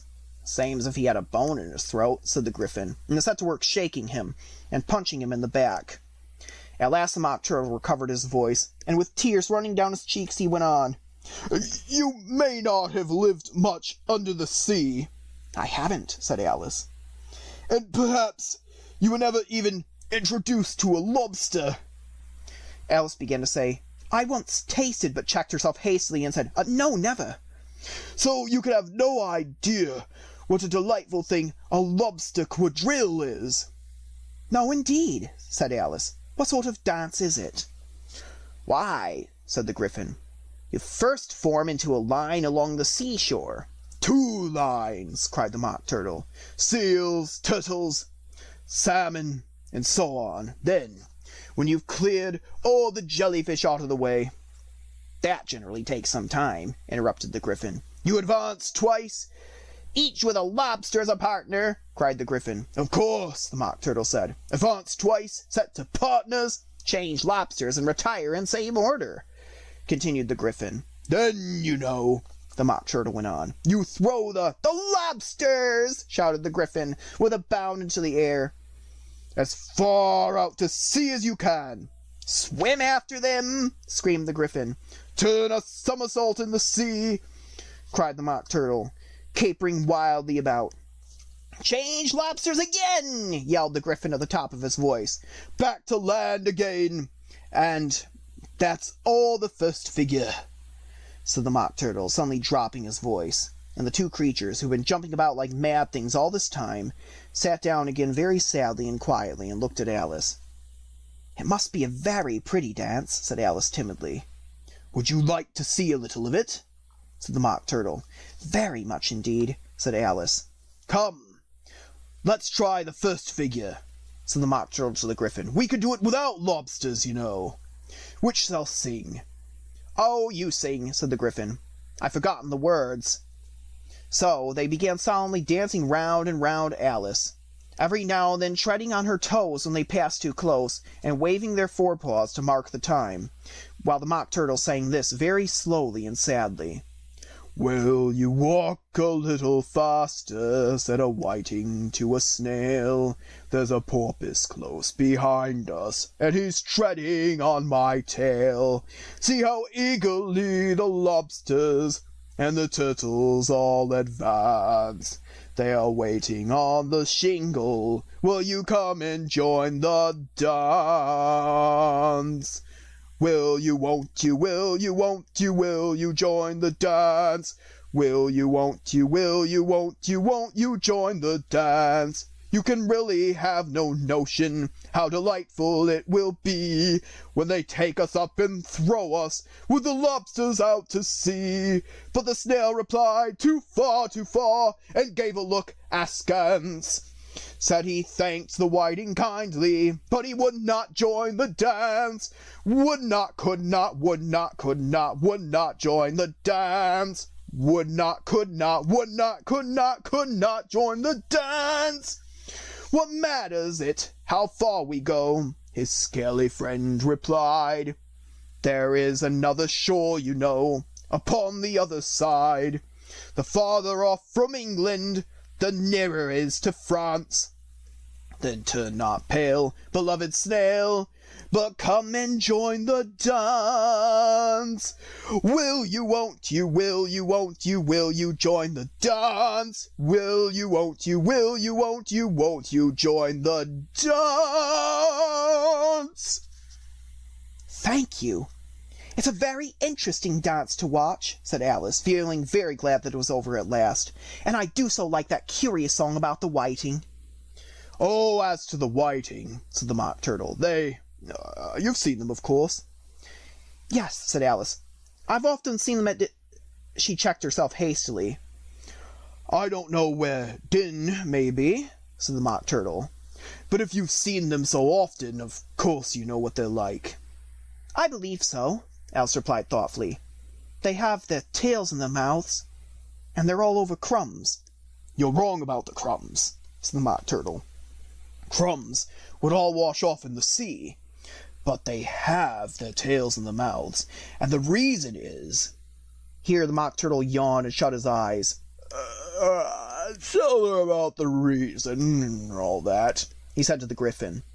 "The reason is," said the Griffin, "that they would go with the lobsters to the dance.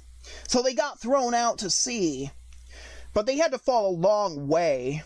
So they got their tails fast in their mouths, so they couldn't get them out again, that's all."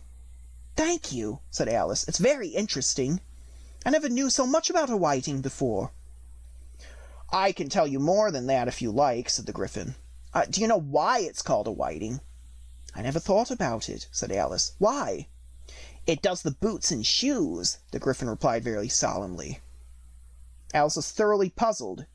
"Does the boots and shoes?" she repeated in a wondering tone. "Why? What are your shoes done with?" said the Griffin. "I mean, what makes them so shiny?" Alice looked down at them and considered a little before she gave her answer. "They're done with blacking, I believe." "Boots and shoes under the sea," the Griffin went on in a deep voice, "are done with whiting. Now you know." "And what are they made of?" Alice asked in a tone of great curiosity. "Soles and eels, of course," the Griffin replied rather impatiently. "Any shrimp could have told you that." "If I'd been the whiting," said Alice, whose thoughts were still running on the song, "I'd have said to the porpoise, 'Keep back, please. We don't want you with us.'" "They were obliged to have him with them," the Mock Turtle said. "No wise fish would go anywhere without a porpoise." "Wouldn't it really?" said Alice in a tone of great surprise. "Of course not," said the Mock Turtle. "Why, if a fish came to me and told me he was going a journey, I should say, 'With what porpoise?'" "Don't you mean purpose?" said Alice. "I mean what I say," the Mock Turtle replied in an offended tone, and the Griffin added, "Come, let's hear some of your adventures." "I could tell you my adventures, beginning from this morning," said Alice a little timidly, "but it's no use going back to yesterday, because I was a different person then." Explain all that, said the Mock Turtle. No, the adventures first, said the Gryphon in an impatient tone. Explanations take such a dreadful time. So Alice began telling them her adventures from the time when she first saw the White Rabbit. She was a little nervous about it just at first. The two creatures got so close to her, one on each side, and opened their eyes and mouths so very wide, but she gained courage as she went on. Her listeners were perfectly quiet till she got to the part about her repeating, "You are old, Father William," to the caterpillar, and the words coming all different. And then the Mock Turtle drew a long breath and said, "That's very curious." "It's all about as curious as it can be," said the Gryphon.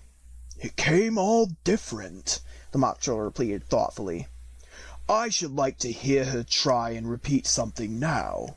Tell her to begin." He looked at the Gryphon as if he thought it had some kind of authority over Alice.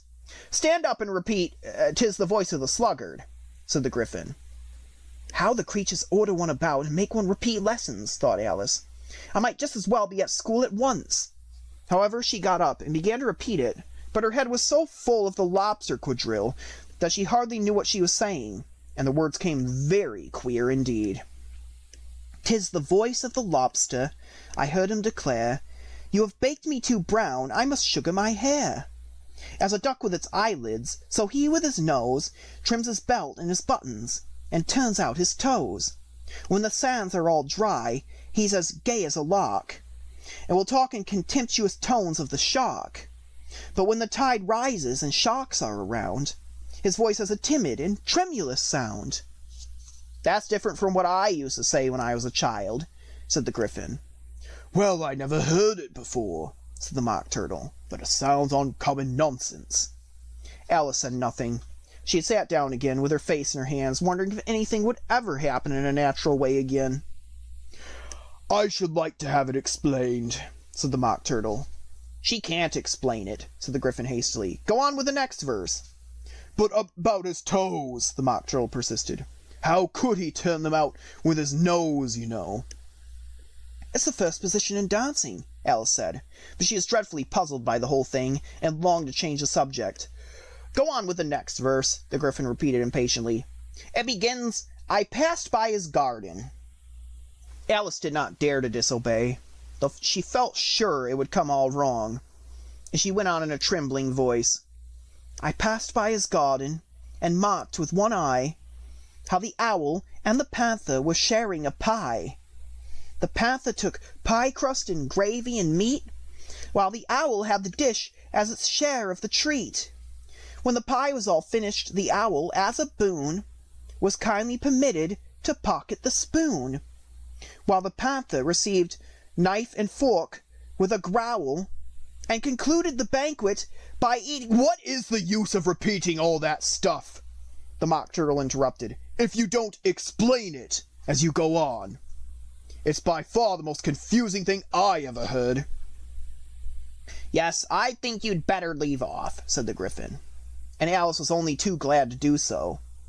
"Shall we try another figure of the Lobster Quadrille?" the Gryphon went on. "Or would you like the Mock Turtle to sing you a song?" "Oh, a song, please, if the Mock Turtle would be so kind," Alice replied, so eagerly that the Gryphon said in a rather offended tone, "No accounting for tastes. Sing her Turtle Soup, will you, old fellow?" The Mock Turtle sighed deeply, and began in a voice sometimes choked with sobs to sing this: "Beautiful soup, so rich and green, waiting in a heart tureen. Who for such dainties would not stoop? Soup of the evening, beautiful soup. Soup of the evening, beautiful soup.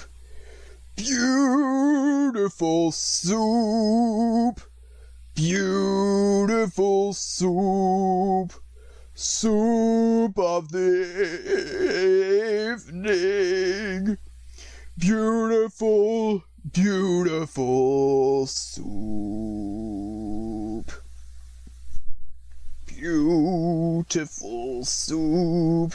Who cares for a fish, game, or any other dish? Who would not give all else for two? Pennyworth only of beautiful soup. Pennyworth only of beautiful soup. Beautiful soup. Beautiful soup. Soup of the evening.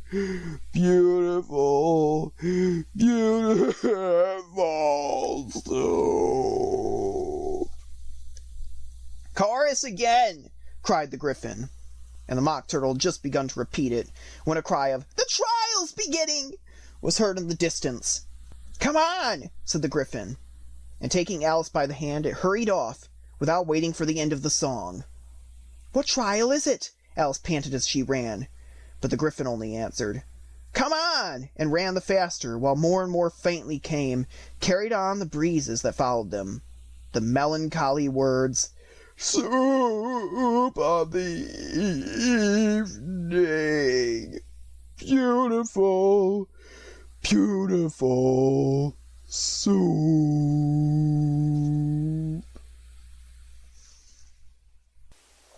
Chapter 11. Who Stole the Tarts? The King and Queen of Hearts were seated on their throne when they arrived, with a great crowd assembled about them, all sorts of little birds and beasts, as well as the whole pack of cards. The knave was standing before them in chains, with a soldier on each side to guard him. And near the king was the White Rabbit, with a trumpet in one hand and a scroll of parchment in the other. In the very middle of the court was a table, with a large dish of tarts upon it. They looked so good that it made Alice quite hungry to look at them. "I wish they'd get the trial done," she thought, "and hand round the refreshments."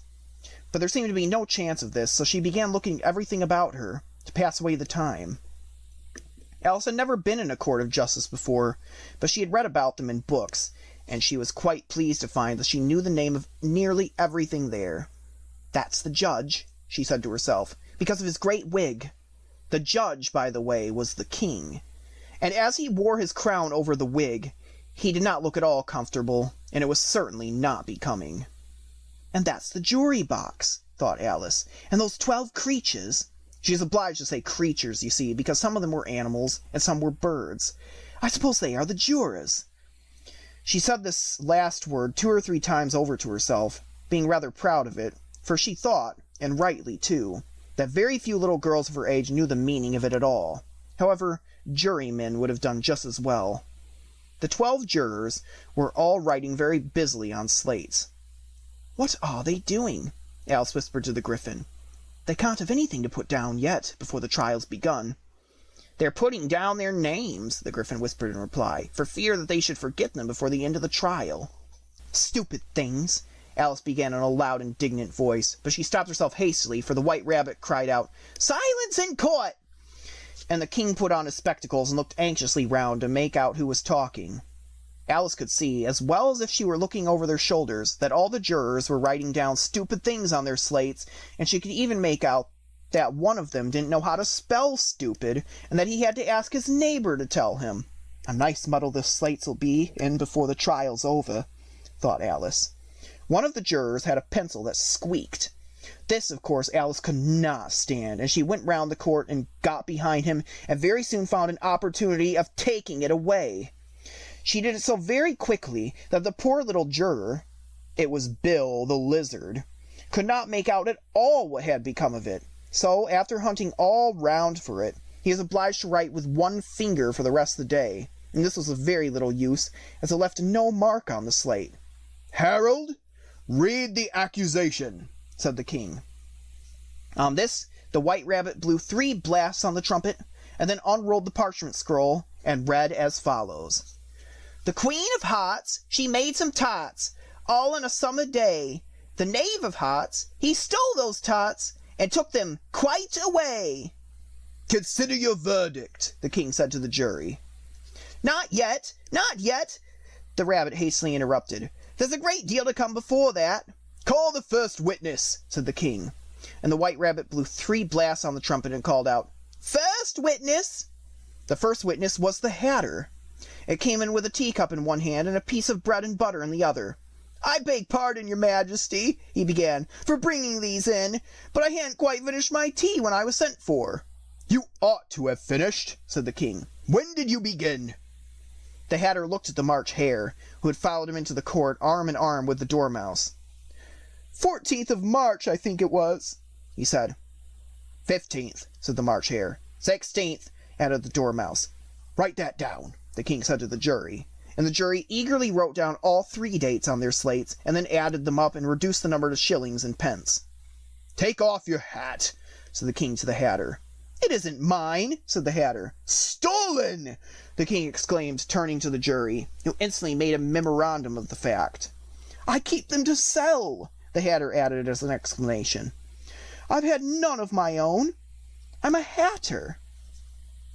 The queen put on her spectacles and began staring hard at the Hatter, who turned pale and fidgeted.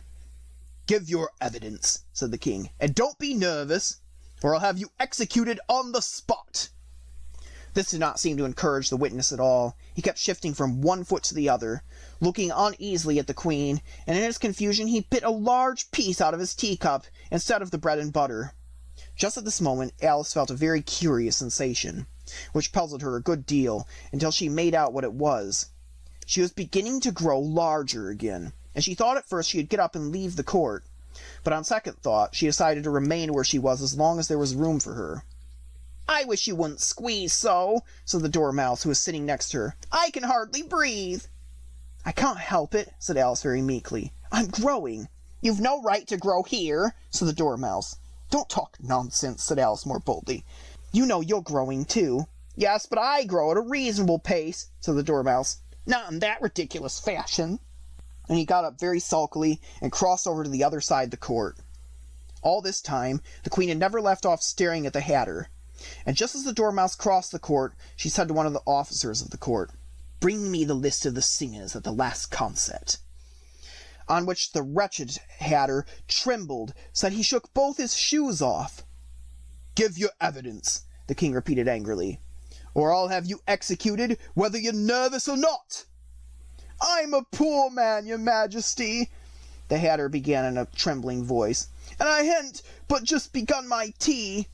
Not above a week or so. And what with the bread and butter getting so thin, and the twinkling of the tea... The twinkling of the what? Said the king. It began with the tea, the Hatter replied. Of course twinkling begins with a tea, said the king sharply. Don't take me for a dunce. Go on. I'm a poor man, the Hatter went on, and most things twinkled after that. Only the March Hare said, I didn't, the March Hare interrupted in a great hurry. You did, said the Hatter. I deny it, said the March Hare.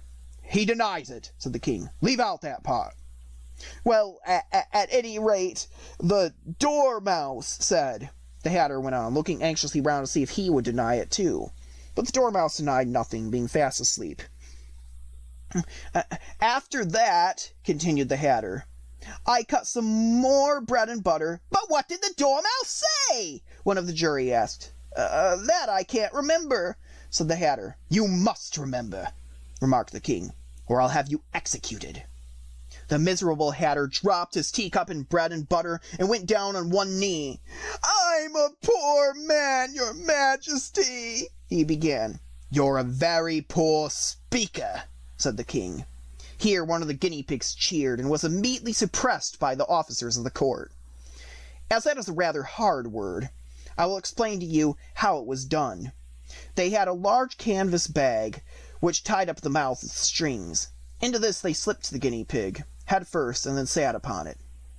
I'm glad I've seen that done, thought Alice. I've so often read in the newspapers at the end of trials, there was some attempt at applause which was immediately suppressed by the officers of the court, and I never understood what it meant till now. If that's all you know about it, you may stand down, continued the king.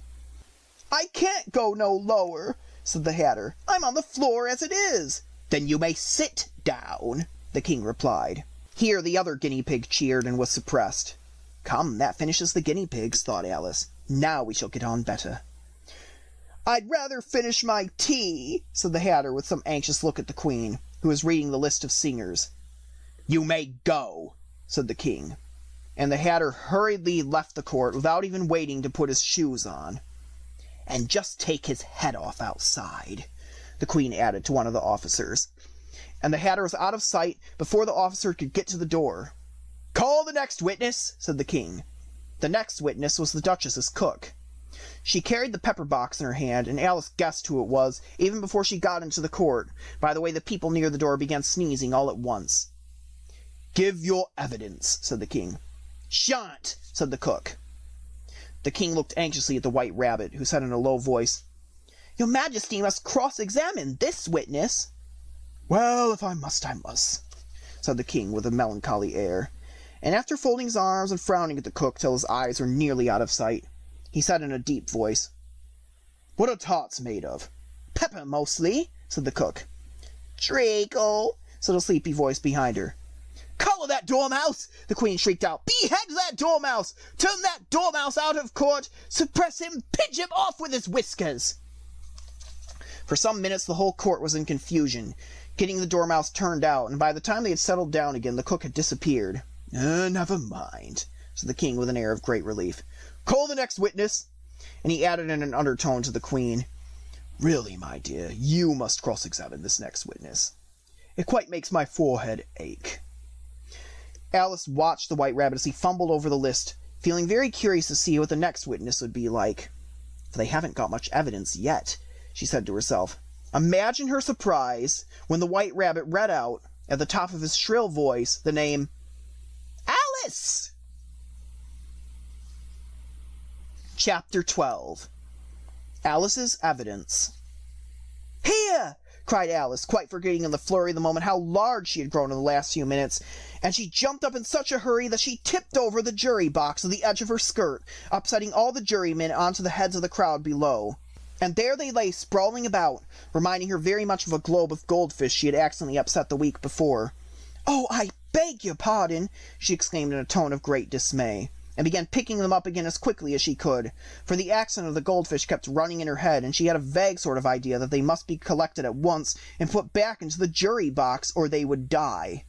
"The trial cannot proceed," said the king in a very grave voice, "until all the jurymen are back in their proper places.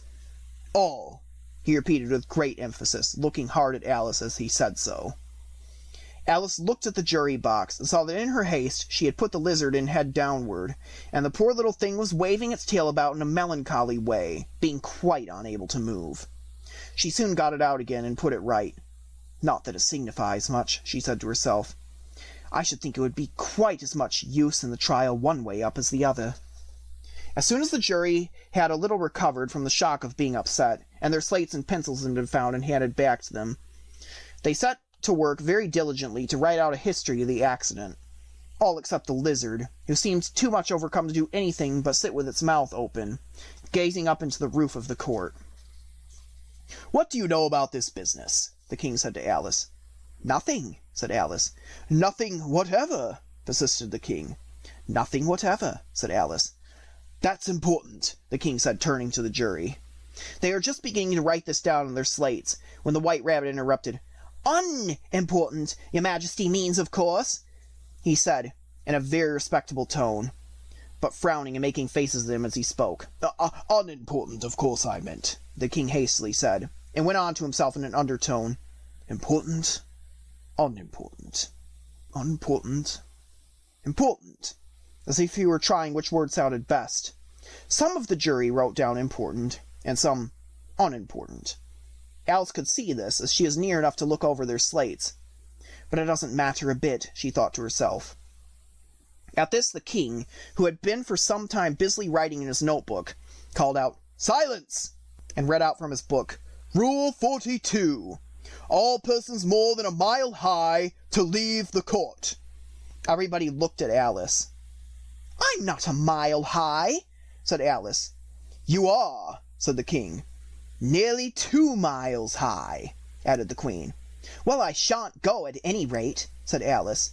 Besides, that's not a regular rule. You invented it just now. It's the oldest rule in the book, said the king. Then it ought to be number 1, said Alice. The king turned pale and shut his notebook hastily. Consider your verdict, he said to the jury in a low, trembling voice. There's more evidence to come yet, please, your majesty, said the White Rabbit, jumping up in a great hurry. This paper has just been picked up. What's in it? Said the queen. I haven't opened it yet, said the White Rabbit, but it seems to be a letter, written by the prisoner to somebody. It must have been that, said the king, unless it was written to nobody, which isn't usual, you know. Whom is it directed to? Said one of the jurymen. It isn't directed at all, said the White Rabbit. In fact, there's nothing written on the outside. He unfolded the paper as he spoke and added, It isn't a letter after all. It's a set of verses. Are they in the prisoner's handwriting? Asked another of the jurymen. No, they're not, said the White Rabbit, and that's the queerest thing about it. The jury looked all puzzled. He must have imitated somebody else's hand, said the king. The jury all brightened up again. Please, your majesty, said the knave, I didn't write it, and they can't prove I did. There's no name signed at the end. If you didn't sign it, said the king, that only makes the matter worse. You must have meant some mischief, or else you'd have signed your name like an honest man. There was a general clapping of hands at this. It was the first clever thing the king had said that day. That proves his guilt, said the queen. It proves nothing of the sort, said Alice. Why, you don't even know what they're about. Read them, said the king. The White Rabbit put on his spectacles. Where shall I begin, please, your majesty? He asked. Begin at the beginning, the king said gravely, and go on till you come to the end. Then stop. These were the words the White Rabbit read. They told me you had been to her, and mentioned me to him. He gave me a good character, but said I could not swim. He sent them word I had not gone. We know it to be true. If she should push the matter on, what would become of you? I gave her 1, they gave him 2, you gave us 3 or more. They all returned from him to you, though they were mine before. If I or she should chance to be involved in this affair, he trusts to you to set them free exactly as we were. My notion was that you had been, before she had this fit, an obstacle that came between him and ourselves and it. Don't let him know she likes them best, for this must ever be a secret kept from all the rest between yourself and me. That's the most important piece of evidence we've heard yet, said the king, rubbing his hands.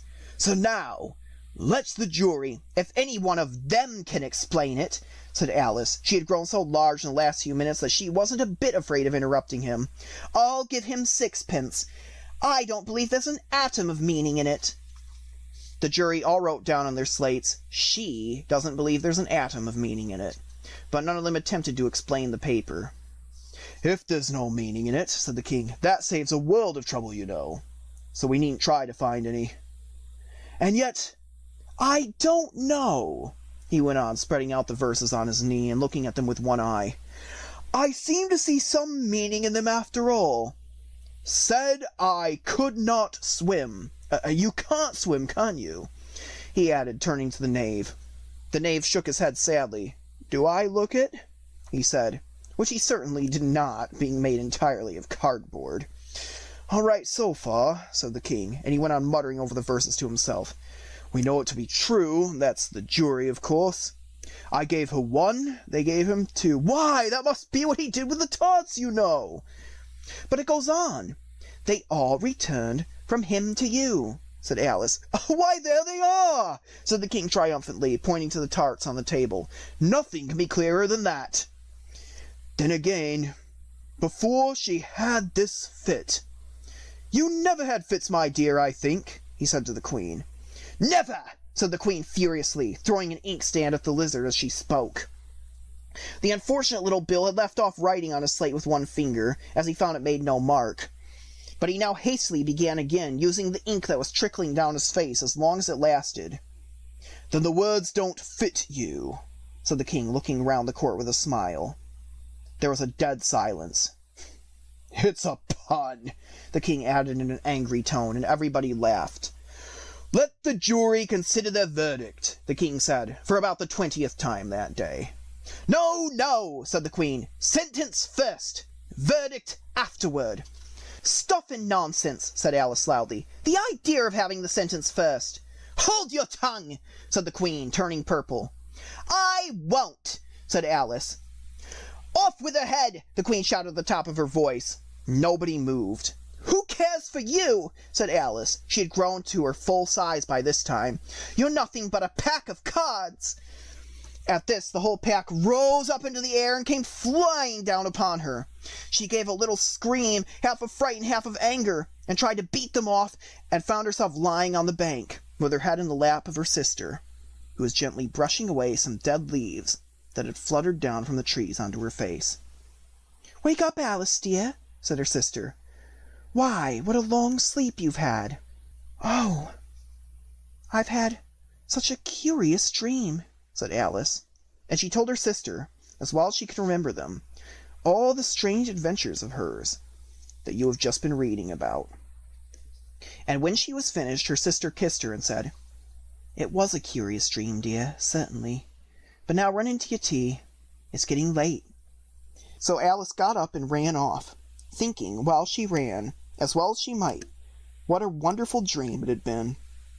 But her sister sat still just as she left her, leaning her head on her hand, watching the setting sun, and thinking of little Alice and all her wonderful adventures, till she too began dreaming after a fashion, and this was her dream. First, she dreamed of little Alice herself. Once again the tiny hands were clasped upon her knee, and the bright, eager eyes were looking up into hers. She could hear the very tones of her voice, and see that queer little toss of her head, to keep back the wandering hair that would always get into her eyes. And still, as she listened, or seemed to listen, the whole place around became alive with the strange creatures of her little sister's dream. The long grass rustled at her feet as the white rabbit hurried by. The frightened mouse splashed his way through the neighboring pool. She could hear the rattle of the teacups as the March Hare and his friends shared their never-ending meal, and the shrill voice of the Queen ordering off her unfortunate guests to execution. Once more the pig baby was sneezing on the Duchess's knee, while plates and dishes crashed around it. Once more the shriek of the griffin, the squeaking of the lizard's slate pencil, and the choking of the suppressed guinea pigs filled the air, mixed up with the distant sob of the miserable mock turtle. As she sat on, with closed eyes, and half believed herself in Wonderland, though she knew she had but to open them again and all would change to dull reality, the grass would only be rustling in the wind, and the pool rippling to the waving of the reeds. The rattling teacups would change to tinkling sheep bells, and the Queen's shrill cries to the voice of the shepherd boy, and the sneeze of the baby, the shriek of the griffin, and all the other queer noises would change, she knew, to the confused clamor of the busy farmyard, while the lowing of the cattle in the distance would take the place of the mock turtle's heavy sobs. Lastly, she pictured to herself how this same little sister of hers would, in the aftertime, be herself a grown woman, and how she would keep, through all her riper years, the simple and loving heart of her childhood, and how she would gather about her other little children, and make their eyes bright and eager with many a strange tale, perhaps even with the dream of Wonderland of long ago, and how she would feel with all their simple sorrows, and find a pleasure in all their simple joys, remembering her own child life and the happy summer days.